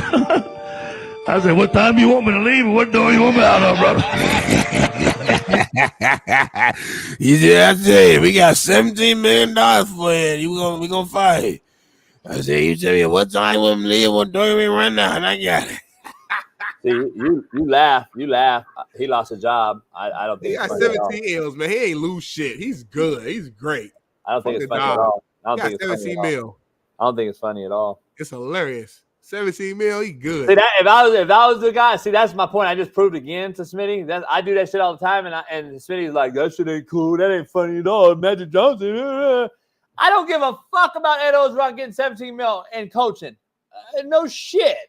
But let me be honest with you. There's a deeper dive into this than no one's everything deep on this show. Y'all, everything deep. Do more research, Smitty. All right, tell me what the deep dive is. Go.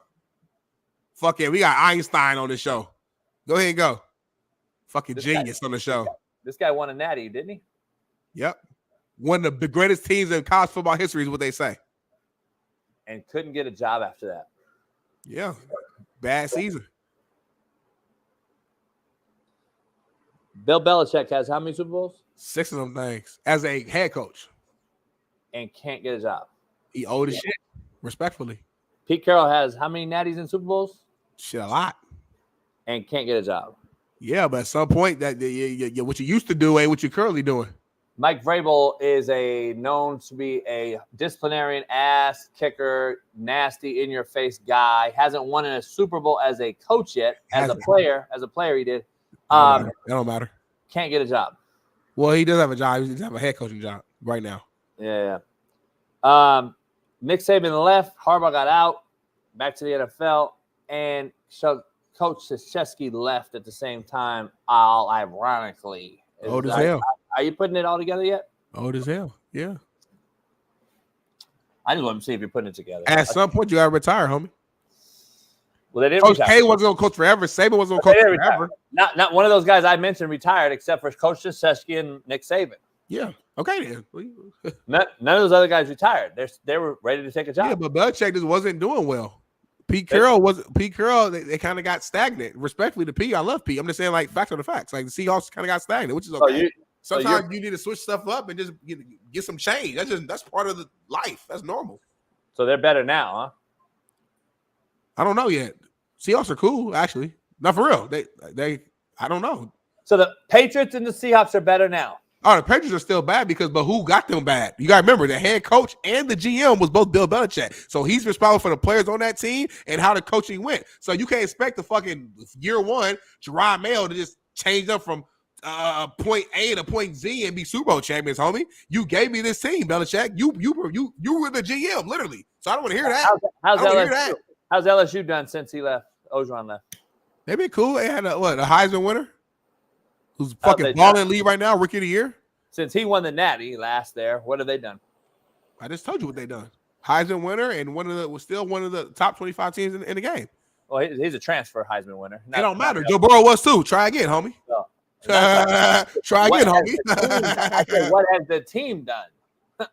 I didn't say about who. Caleb Williams is not an SC guy, but he won a Heisman there. So I'm not here to say if someone should be fired or not. That's not my job. All I'm saying is this has been happening since the beginning of time. Hey, you're avoiding the question. You're avoiding what's happening, and you know goddamn well what's happening. They're softening the game, homie. You're taking away these fucking OGs for these pussy-ass skinny jean wearing Mike McDaniels, homie. Be real. So you're telling a guy that won 6 times that it's his fault now. Ah, man, I can't. It's fucking unbelievable. No one said it's your fault, Jay, but it's like, what have you done for me lately? Like, that's what it is. That means you make a fresh start, right? Okay, move on. I'm cool. You said on the baseball side, you said if the fucking Dodgers don't win this year, that Dave Roberts should be fucking let go. I think just won a championship in 2020, and they won 100 plus game. You say he should be let go. Why? His resume looks good. But again, what have you done for me lately? I didn't say he doesn't deserve another job.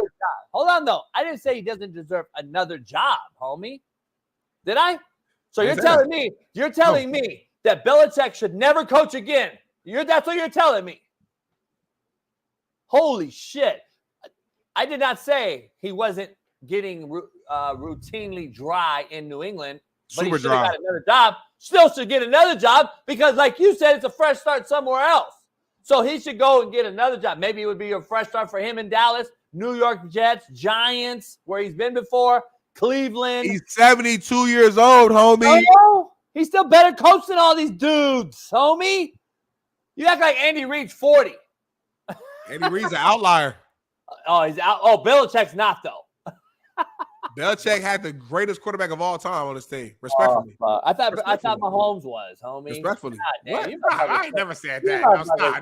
Don't see. That's how you know you're losing the argument when you just say bullshit. I've never said that in my life. I never put Mahomes over Brady. Don't put that out here. Don't put that out here. In this argument, it's not even close. You've already lost the argument. I ain't never said Mahomes better than Brady. Stop it, homie. Wow. Anyway. Wow. Shannon Sharpe, who we've had on the show. He tells DK Metcalf what's holding him from being great. I have my own. I want to tell DK myself, but let's hear what he had to tell him. You can be more efficient. I believe you can be better. I believe if you went and saw with a nutritionist, got your work done, your your blood work done, what you should eat, how much of it you should eat. I believe, DK, I believe you can take your game to the next level. I mean, you got to think about it now. The elites of the elites, and you are. But if you want to get to that LeBron, that upper stratosphere, you got to do it different. Just because you said that, I'm gonna show you how to do it my way. Who, me? No, I can't. No. I'm gonna do it my way, and then I'm gonna reach. See, that's your problem. You're not efficient. You ain't fueling yourself. Well, man, I don't care what type of car you got. You got to put gas in it. I'm not a car. Yes, you are. I'm an alien. No. Well, see, just think of how big an alien is. How are you more freaky of an alien? I can't. I've been doing this since I was like almost in college. Yeah, I know. I don't like that. I don't like that. What part? The whole thing of just him not listening to a guy who's a Hall of Famer and all-time great, one of the greatest times of all time. Okay, good. I thought you were defending him. Okay. He just completely just like disregarded everything he said. Like he heard what he said. He said, "I'm gonna still do it my way," which is, I mean, I guess in essence, you're a grown ass man, sure, but like I just like at least take what he said, like soak it in. Try to feel like you can, maybe mix and match what you're doing, what he's doing. What Shannon is saying is not wrong. He's talking about your diet. Shit. That's like me. I know right now if I want to get a fucking 6-pack and abbed up and all that, I got to stop eating chips and juices and fucking, I got to do something like that. Like, he just tell you what it is. You're really good right now, DK Metcalf, but you're not. When we talk about the top 5 receivers in the game, I never hear DK's name get brought up, respectfully. But don't I bring this up every day? Isn't this my whole, like, genetic makeup? JB's makeup is the guy that says this for the last 7 years, and this is what it's turning into. Isn't this basically, in essence, that conversation you just heard right there? Is it not, or is it not? Am I tripping? Well, you're all over the place sometimes, so it's hard to really like answer that question. Right, but all you gotta do is take away all that other shit you just said with your hands, and then you get right down to brass tacks on what I mean. Okay. And you know if you can listen. I can sit up here.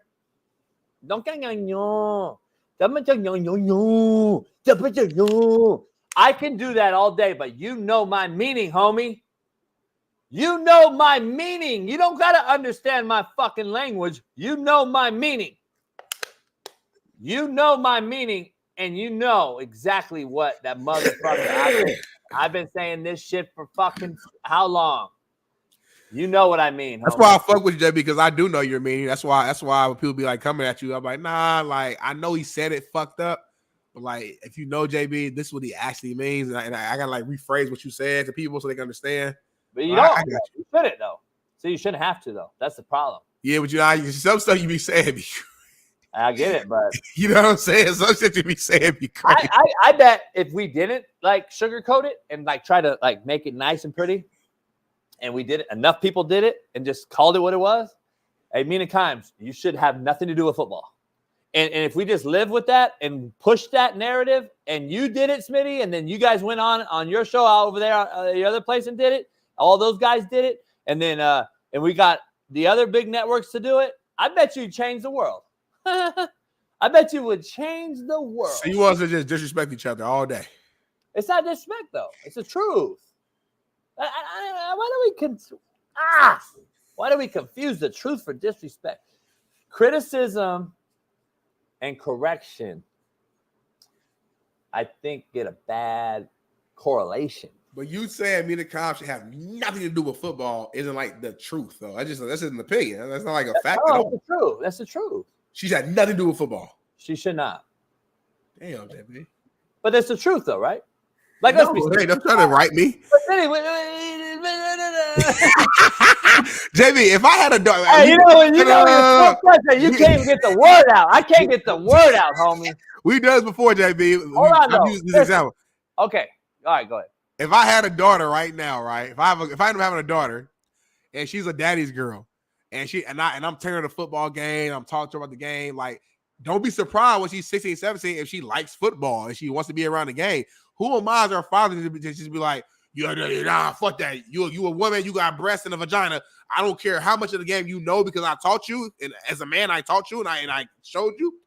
Fuck it. It is what it is. I'm sorry. You're just a woman. You can't say shit about it. You can't be an analyst. You can't talk about it. I'm sorry. It's just the way. It ain't my fault.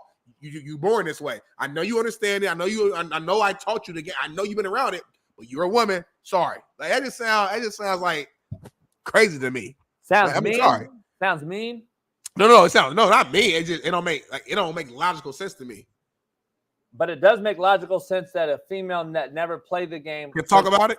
Yeah. Because there's a lot of men who ain't played the game, who's been some of the biggest sports media members of in the history of this shit, and we give them a pass to talk about the game as much as they want to because they got a penis and testicles. But if you didn't play the game, you didn't play the game. Like for me, it's the same shit. If you didn't play, you didn't play.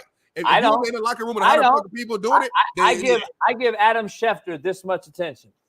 Respectfully though, and no, I'm not gonna say that. But I give Mel Kiper this much we attention. have hella people on this show who have not played a fucking snap. And I'm going to leave it at that. And? No, what are you saying? We respect the hell out of them? No, we don't. I've had conversation with Jeff. I've called Jeff Nadu out. I knew that's who you were talking about. And Freddie Mac's first thing he's going to come in here and say, guess what we talked to Jeff about? Betting! You know who's the best college bettor there is right now on the internet? Jeff Nadu. But we just had Steve Kim on, who I respect the hell out of. He's super smart. But Steve ain't never played though. But I still respect him because he knows the game. So all I'm saying is you don't have to play the game to know it. What do we ask about from Steve Kim? All things. Like he's fucking a encyclopedia. And what is his professional takes on? Boxing. And what does he cover? Boxing, but we also talk college football heavily, which we did today. Heavily, we do a little bit of NFL, and that's usually like the 3 tier. Boxing mostly, college football second, and a little bit of NFL. We do all 3. And all I'm saying, and again, I respect Steve. Steve is smart. Steve knows the game, been around the game, covered for a long time. He has not. But my point is that, homie, Steve is the prime perfect example. A guy who has never played a snap of football, but we bring him on the show for his knowledge because he understands the game. So what's the difference? But Steve boxed. He covers football. Ignore boxing. Let's talk about football. We talk all the game. We said Oregon, Ohio State. We did SC. Fuck boxing. Football, bro. We talk football with him every single week. But Steve don't come in here and talk cover 2 as if he played, homie. Go ask him. Have you ever asked him? Steve will come in here and pause you and say, you know what, coach, I didn't play. I want to get it from you. He has said it. He has said that a couple times. Steve doesn't give you his breakdown as a player. He gives you his breakdown as a what? Analyst. As a historian. So does Skip Bayless. So does, what's his name with Michael Wilbon, the other dude that never played nothing? Kornheiser or whatever. Kornheiser, they give you their analytical takes, not as a player, as a that's the same shit that Mina Combs does. It's not talking about a player. She's all numbers and analytical, bro. She's all numbers. Doesn't have any history and no fucking lesson. It's not no teleprompter, bro. I'm telling you, that's not how that shit goes. Teleprompter is what helps you get in and get out.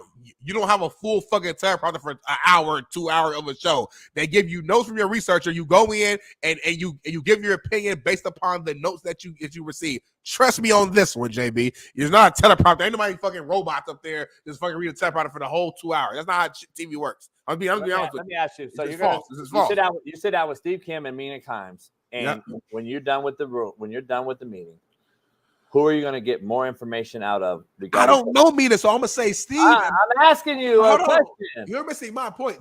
If for clarity, this is no diss to Steve. Y'all know I love Steve. Steve is great. But that's my point. My point is that you cannot play the game, not have one fucking snap, never put a cleat on, and never ran a fucking gasher, a 110, never been in the sand pit doing lunges, never been in the trenches, put a helmet on, none of that shit, and still did enough research and be smart enough to understand and study the game. Whether you got a fucking vagina and breasts or you got a penis and balls. As men, we gotta be masculine enough and understand that 2 things can be true, and that's okay. We are so stuck in the old ways of men should just do that, and that's what it is. Women should just do that, and that's what it is, and there's no cross in between. Some stuff I understand that. Some stuff I'm like, all right, that makes sense for that. But talking about a sport, and then it ain't the fucking sport. We go hard about it, it's serious on it. It's fucking football or basketball or whatever the sport is that we're talking to. You can study a sport. Like it's possible to know the game, watch the game. No, talk to guys who did it, study the numbers, the analytics, and go do it. Point blank, period. We talk NBA on this show. You played high school ball. I played middle school and elementary ball. But at the end of the day, we ain't no high level fucking hoopers. But we go out there and talk basketball. We talk baseball. We talk high. It's just we're giving our opinion on something in our own way, whether I played it or not, homie. Hey, Marcellus just hit me. He's invited me to. He wants me to coach his clinic this Saturday. He's having a coach's clinic. Mina Kimes and Steve Kim also have been invited. Who are you taking your son to in the drills to, and who are you gonna send your kid to? Mina's drill station or Steve Kim's? For coaching, I'm gonna go to yours. Coach's clinic. I'm going to your station because you're No, the guy who coach.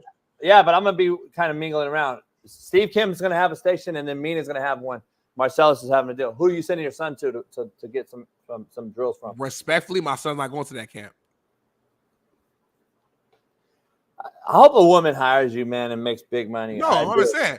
Why would I send my defensive tackle linebacker son to go to a Steve Kim or Mina Kimes camp when neither one of them ever coached? Marcellus is having a camp. TJ Houshmandzadeh, everybody's going. Okay, well, they're going to different coaches have been invited to actually have drills. I hear what you're saying.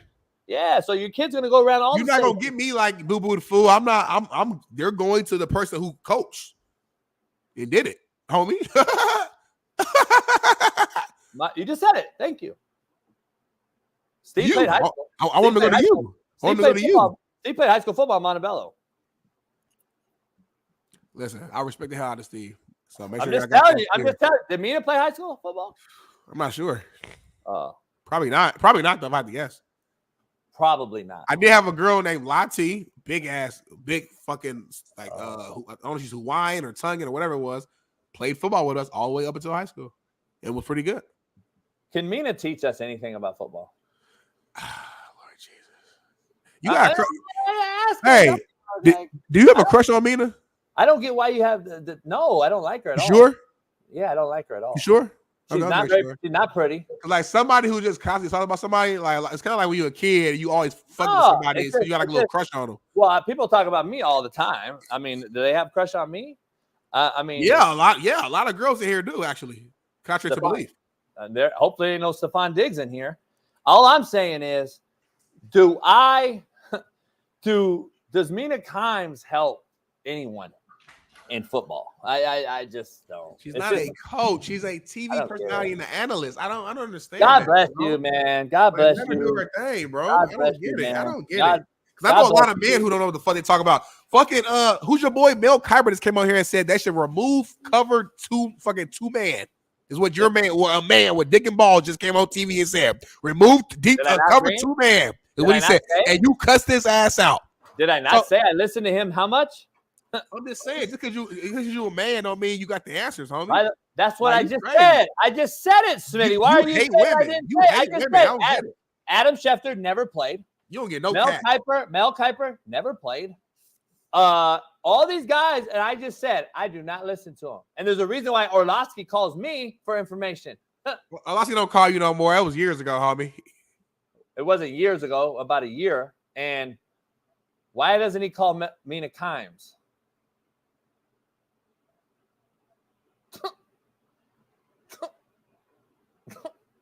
Why isn't Dan calling Mina Kimes? Yeah, you gotta call her. He works right next to her, homie. That's what I'm saying. Why isn't he saying, hey, Mina, come over here and help me. Break this Lamar counter read option down for me real quick. Tell me who's the puller and who's he kicking out to. God is good. God is great. Thank you for the hands. You gotta let you bring that.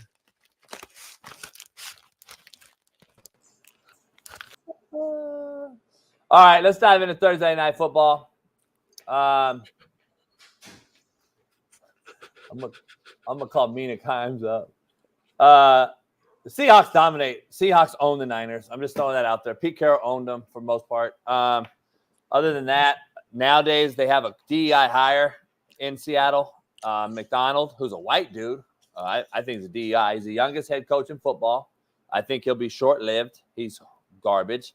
And this is where we are. I think the Seahawks are going to be in a dogfight. Look at that. It's pretty green up there. The Niners are a shell of themselves. The Niners are done. Shanahan's the most overrated coach in the history of NFL football as a head coach who has the most hype ever. He'll never win it. I said this, but what do I know? I bet I surely hope that the 49ers takes with me and Shanahan come back to full circle by the end of this year, when this year comes back, when I said Purdy's a bus rider, not a driver, when CMC's out, this team is fucking garbage. What have I been saying? But I don't know nothing. Bottom line is, who wins tonight, Smitty? I don't know. I'm going to get your prediction first and give me why the Niners win and why the Seahawks can win. And I'm going to counter that. Hold on, though. I got something to say first. A roster this talented and not have a big-time fucking quarterback. It just don't make sense. It's like putting fucking hubcaps on a goddamn Rolls Royce. Like, what sense does this shit make to anybody out here? Like, I'm trying to figure out how you put hubcaps on a fucking Rolls Royce. Like, guess who should be pissed? The Rolls Royce, the maker of the Rolls Royce, the owner of the Rolls Royce, the people sitting in the Rolls Royce. Guess who that is if you want to equate it? That's Christian McCaffrey for being traded to come over there. That's Trent Williams for being one of the best tackles, just basically getting wasted. That's for the best, maybe the best linebacking core in football. That's maybe for a guy named Ayuk, Debo, and Kittles. Maybe 1, 2, 3 in their respective positions of all the NFL. That's maybe for one of the best safeties in football right now, coming downhill and blowing people up. They should all be pissed off, riding in a Rolls Royce with hubcaps. Good job, baby. Finding that. I did say that. That was 6 years ago. No, that was last year, and you got that from Cam. Cam Newton was the first one who came out publicly and said it, and then you kind of copied Cam Newton's take. No, I said it first, homie. Don't get it twisted. Don't give that to Cam. Cam knows I said it first. So, is Brock Purdy right now, Smitty, going back a year to that video, now tell me right now, is Brock Purdy a bus rider or a bus driver?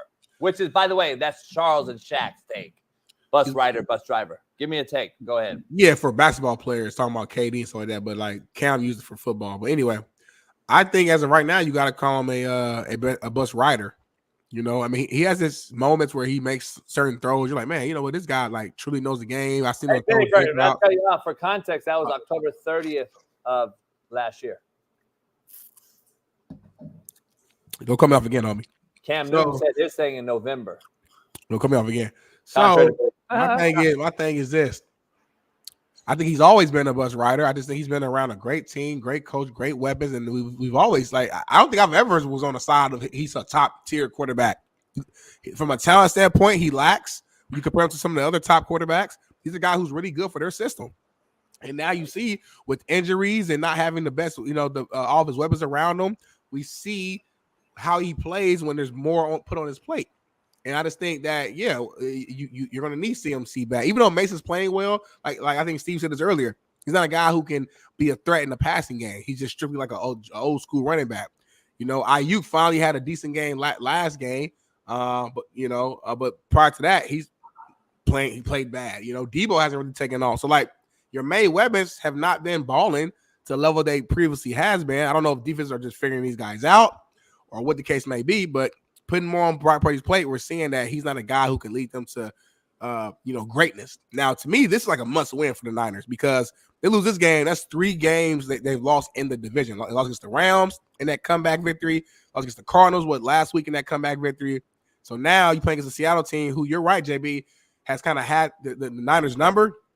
Man, Seahawks they're already in the lead of the division right now.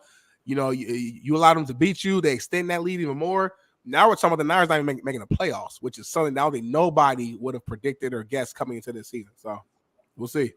Yesterday, when you were in here, we broke down this NIL deal. NIL has basically been scholarships in the way the NIL or the letter of intent kind of got eliminated, all right? And now the NIL part of it is now we know is taking over. They're trying to add 105 guys. They're trying to eliminate walk-ons. They're allowing you to redshirt multiple times, all this shit.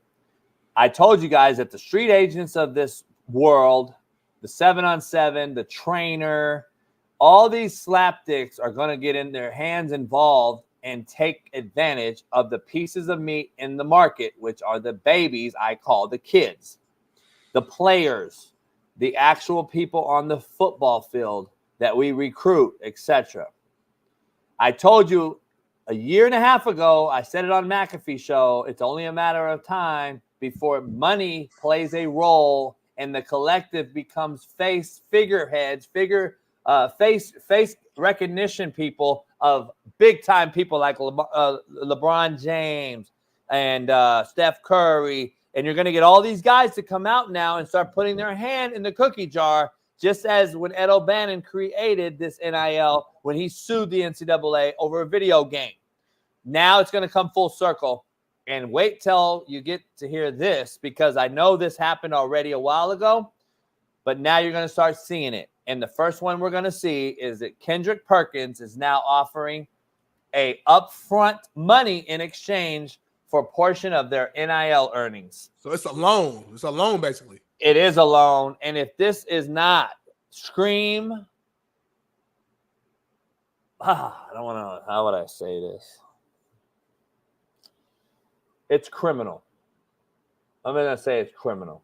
I hate to see that it's Kendrick Perkins. I'd rather it have been a white dude so I could call his ass out. Kendrick Perkins is going to do something that's just criminal to these babies.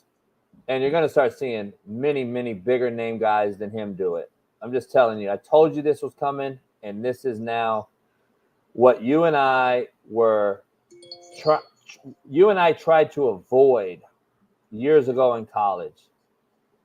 And now we got NIL deals to take care of all this, so we don't have to do what Smitty and I and everyone else had to do in college by taking loans, expending our financial aid money, get a job.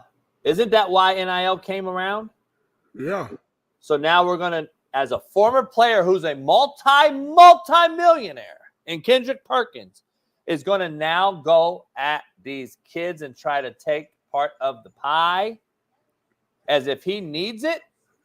This is predatory loan. This is predatory lending, Smitty. I'm dealing with a predatory lender right now on a home loan. This is what happened. This is predatory lending. And the NCAA is allowing this because when they opened this Pandora's box, this is what they were ready to open. And this is an absolute this is a balloon payment loan that people got during COVID, and people got these supposedly loan modifications because of COVID and all this shit. This is sad, homie. I'm going to be straight up honest with you. This is sad. It is a mockery. And this motherfucker, Kendrick Perkins, should be ashamed of his motherfucking self.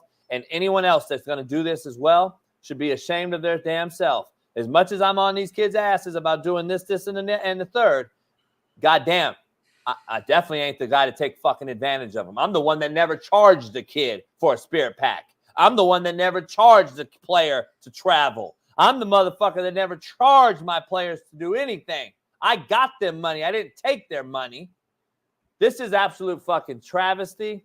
And anyone that thinks this is cool is a fucking predatory motherfucker. I'm just telling you right now, this shit pisses me off to the utmost respect level. And this is why I don't coach now, because they know if I did coach, every fucking player in America would play on my fucking team and we'd beat everybody's ass. That's the reason I don't coach. And I'm just keeping it real. Yeah, I mean, the thing that concerns me the most is that, like, okay, you offer this high schooler or this college kid this money up front, assuming that he's going to make some type of NIL dollars. Okay, he goes out there, let's say he ends up not being the player he thought he was, he doesn't get the NIL dollars. Now he's in a hole with, 100,000 or whatever the loan was.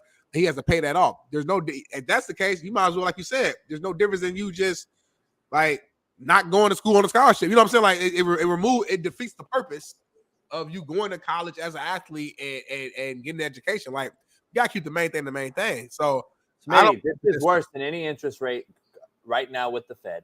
It's higher than any interest rate. Basically, this is a 30% interest rate you're going to charge these kids. This is more than any stick loan. Back in the 2008 when we had stick loans going around, if you don't know what that is, go look it up. This is worse than any possible loan on the market right now. And now this motherfucker's going to push this shit. Man, listen, this is crazy to me. I'm going to try to have Michael Lombardi on tomorrow. Apparently, he's going to go on McAfee today, talk about Max Crosby. I'm going to try to get him on tomorrow. I also reached out to Max and talked to him, and we were laughing back and forth yesterday. I'm trying to get Max on next week. it'd be great to have both of those and play the fine line between both of them, who are both friends of mine. So I would like to talk to both of them. As we know, disagreements create great conversation. Why not be the mediator and be that on this show, the realest show on planet Earth? Let's dive into my take real quick. I'm gonna roll with the Seattle Seahawks tonight, man. Because I hate the Niners, of course, as everyone knows. I think they're so hurt and old that the Seahawks defense is better than we think. And I think that the offense for the Niners is struggling.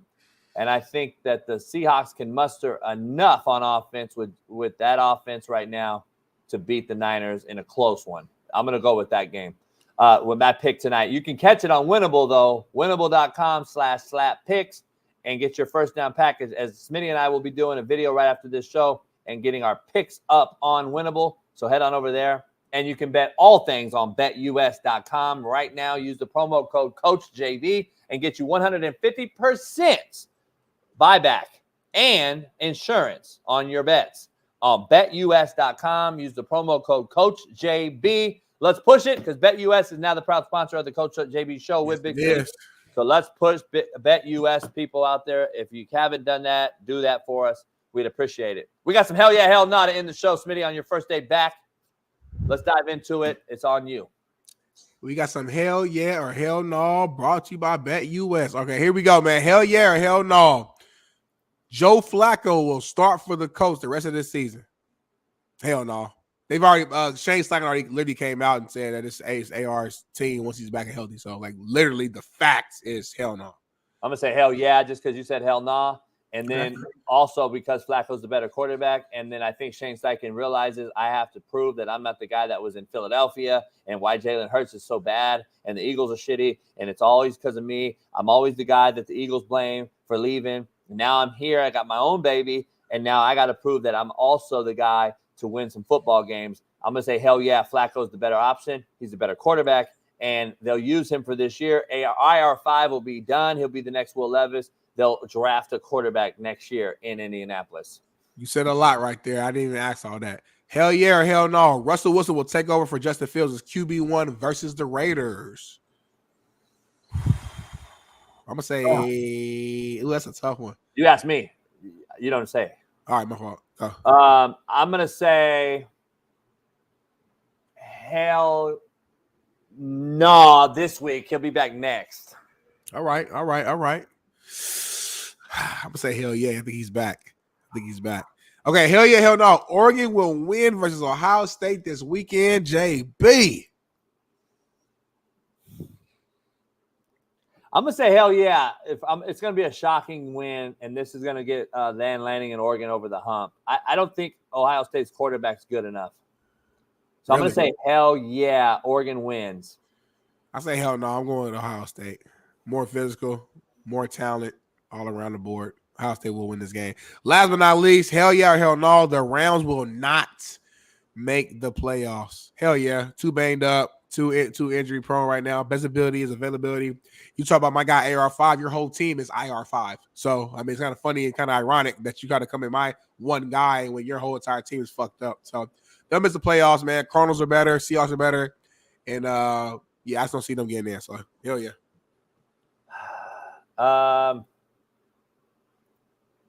Man, this is tough, man, because Bailey, get this in real quick, because I was going to bring this up. I want to bring it up real Smitty as we end the show. Smitty, you got 2 minutes? You ain't got to do shit. I got literally 2 minutes. That's it. You got 10 minutes. Listen. I think they can make a run late in the year. They already beat the Niners. They already beat the Niners. The Niners, I would say, are in more desperate need than the Rams, probably, because the Rams will get some guys back, and I think that offense just rolls with McVay. On the other side, you got Stafford. Bailey, don't worry about it if it's real. I got a take on it. It's all right. Hell yeah, hell no. Just show it. I'm going to say hell yeah, they make it. Yeah, that's the fan in JB. He's not being real right now. Well, you would say the Colts, so it doesn't matter. Not being real. Hey, so Smitty, real quick before we leave, there's this viral guy going around, and he's in this hurricane, and he's in this boat, and he's saying, I'm not leaving the boat. I'm going to live in this boat. And he started to GoFundMe.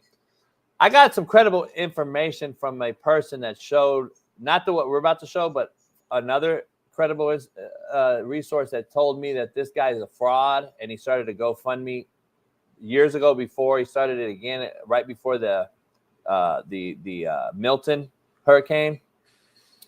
Some guy that he says he was a former veteran and all this. Apparently a lot of shit's coming out that the guy's been lying and stuff. But you know this guy? Have you heard about this guy that's staying in his boat in Tampa? Never heard of him, never seen him. This viral guy. He's been going viral, isn't it? Yeah, see, Lieutenant Dan is what they're calling him. Well, I don't know if you heard, but DeSantis in Florida told everybody that you cannot get into our area if you're a former PED or assault guy. Yeah. So go to jail. Now they're making sense. It's making sense that this guy didn't want to leave his boat. I'll just leave it at that. Ooh, okay. I see what you're saying. Dive deeper, like you always say. Think deeper. Hey, I heard that he's a Think fraud. deeper. I heard he's a fraud by a few different people. And guess what? That's my point of this. Moral of the story is, Smitty, we fucking make the worst fucking idiots popular and famous. Hawk Tua, fucking this clown, JB, farts in a jar, Big Smitty. Like, think about it, homie. Like, it's always some nobody that becomes, you know that guy. There's some TikToker guy. Apparently, he offered that dude a boat yesterday, brand new, like state of the art. What's that guy's name? Like what's that famous guy? Reigns or Adam 22? Nah, it's a TikTok guy that's like. Did you see the other fucking TikToker that one bitch ass cat that goes around with the bodyguard and talks shit, and then the bodyguard pops up? He's a little white boy, a little corny. I don't really be on social media like that. I don't really like be scrolling on TikTok. He wrecked his Lambo or his McLaren or something. Oh yeah. Man, big time YouTuber streamer. I can't remember his name. Yeah. So the guy that offered this shit bird. If you can't look at this guy and say, "Oh, this guy's got a fucking pass," he looks like a crackhead smoker. He's a tweaker. White people, they call them tweakers or cokeheads. Brothers, they call crackheads smokers. Yeah. So you guys know the difference. Same thing, but it's different, white and black. I should say Jack Doherty. Yeah, but the Aiden Ross, somebody had put Aiden Ross is the dude that offered to buy this dude a boat, though. Oh, okay. The Jack Doherty cat or whatever is who wrecked the whatchamacallit. The McLaren, Then he gave the filmer like a new jet ski or something, and we fucking praise these type of motherfuckers, dog. The thing is, they don't want to talk about that guy wrecking that car in the rain and hitting your family though, or hitting your mom. Right. It's crazy. It's these damn 21, 22-year-olds, man. Bailey's generation. It's something about his not him, but his generation, man. Just out here, just pushing these narratives, pushing these streamers, and these streamers are like, fuck. The more crazy shit I do, the more money I get. That motherfucker, they're making like hundreds of millions, huh? Like boatloads of money, literally. That's crazy. Like way more money than me and you. What I got to do? Can I do that? You got to like start slapping the fuck out of motherfuckers and like cussing random people out. I'm not gonna do the content creation. I'm not gonna do that. But can I do like? You gotta do something, homie. Can I just sit here and do nothing? And well, you do that now. So whatever you make now is what you make. But like in order for you to like level up, you gotta go do some different shit. You gotta go slap a motherfucker in the face. You gotta go cuss people out. You gotta figure out why do people listen to JB? What fascinates them? Take that and find a way to expound upon that. Hey, Bailey said he agreed. He admitted because he got nuts and guts. He said, my generation's fucked. He said it in the back. But you won't say your generation's fucked. Because my generation's not. Fuck. We're not. Your generation's We sheep. were the last of a dying breed. You're a sheep. I grew up playing outside. I know what a pager is, homie. I know what all my generation is the last of like the old school meets the new school. I was introduced to social media and MySpace and all that shit. I remember when the shit first started, but I also had to go outside until the fucking lights come on and my mama yelled out to go to come in and eat dinner. Like I did both. That's what my generation is the best. Your generation is super old school, hardworking, do whatever the authority says, no matter what it is. You're gonna work 30 fucking hours straight. Kobe. Whatever. Kobe said, "I'm in Bailey's generation." He's right. Yeah, their generation is fucked up. Kobe knows. They have no discipline. They think they're always right about everything. They don't know what it's like to fucking just go outside to work hard. Everything for their generation is technology. You gotta think, Mama was born in like 07, homie, 06, 05. So all that, like, so much life they don't know. I was born 94. Say what we want to say, but life has changed a lot from the fucking 90s. I already graduated high school. Yeah, but I'm saying, homie, you know this though. Life is completely different now than it was in 2000 or 99. And I remember being alive during that time. Like, say what you want, I remember that. So like, it's completely different. You really don't understand, though. I don't believe you said everything you just said was false. All right. No offense, but like my generation, and I got it from my dad. I got it from my dad. We were the ones that actually were like the first ones to start saying like, no, you're not right. I'm just throwing that out there. Not you guys. I'm sorry. That was my generation, homie. Stop lying. Come on. Anyway, man, where do you get a breakfast burrito without leaving? I'm a player like that. You feel me? Oh, your wife. Like that. Your wife brought it. Is it fake chicken? Chicken fillet? No, that's Starbucks. Potato, egg, sausage.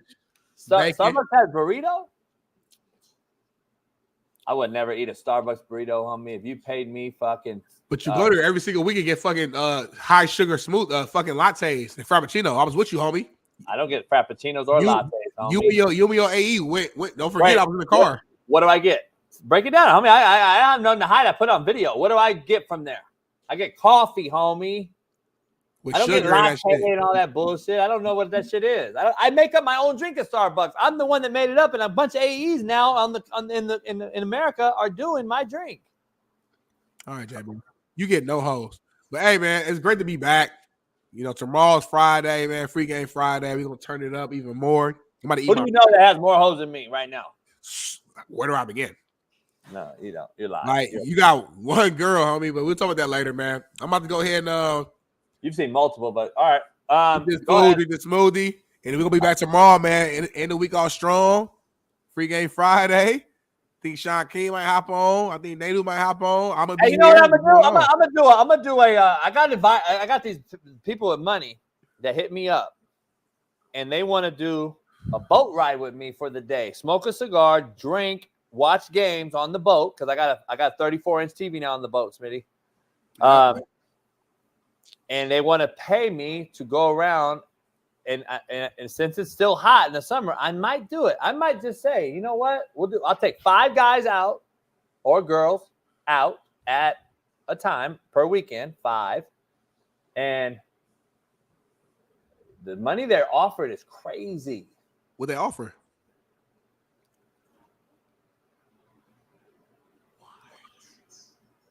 What? That's insane. You got. You know how much cats pay Pat Perez to play 18 holes? How much? 50 racks. I knew that. I got offered 5 racks to drive around on the boat with me. I think I do 5 racks per. By the way, see, this is why you don't know. Marine TVs, they don't make 60-inch marine TVs, and I'm not putting a fucking 60-inch on a boat that's going to flop around all over the fucking place, you fucking morons. So TVs on boats aren't very big, and you have to fucking strap them on, and you don't want a big-ass TV on a boat, you fucking idiot. So anyway, and I got a grill now, Smitty, that's going on the boat, so we can grill out there. Fucking, I got everything on the boat. You can mess around and just move out there. I mean, I could do whatever. I can do anything. TV boat, that's crazy. Yeah, so $5,000. Anybody wants to go? I'll take you around for a whole day on the boat. We'll chill. We'll go out, anchor down, chill, rotate or whatever, drink, smoke stick. I'll talk football, whatever you want to talk about. $5,000 though. You already said, y'all. Hey, we're going to be back tomorrow, man. Locked and loaded show. Big Smitty is back. Like it, love it, hate it. I don't care. I'm here and I ain't going nowhere. We'll see about the ratings. We'll see the ratings from the last week for the night. JB. If the ratings are down today, if the ratings are down from the last week, then you will not be back tomorrow. If you are, then the ratings are up, then we'll be back tomorrow. I run this whole operation. I can shut the whole. I can shut the whole show down if I want to. So it's really brass tacks. I can shut the whole show down if I want to, like this. Yeah, come down to brass tacks. Come down to brass tacks. All right, subscribers, everything. I can just take it away with one click. So, me, JB, Bailey. Hey, man, it's been a good one. Y'all have a great day. See you tomorrow, man. I'm going to eat my breakfast. Issues get pressed so fast you don't get sacked like bags and baggage. Smitty and Jason Brown, kill the ass a rap. We what the game's been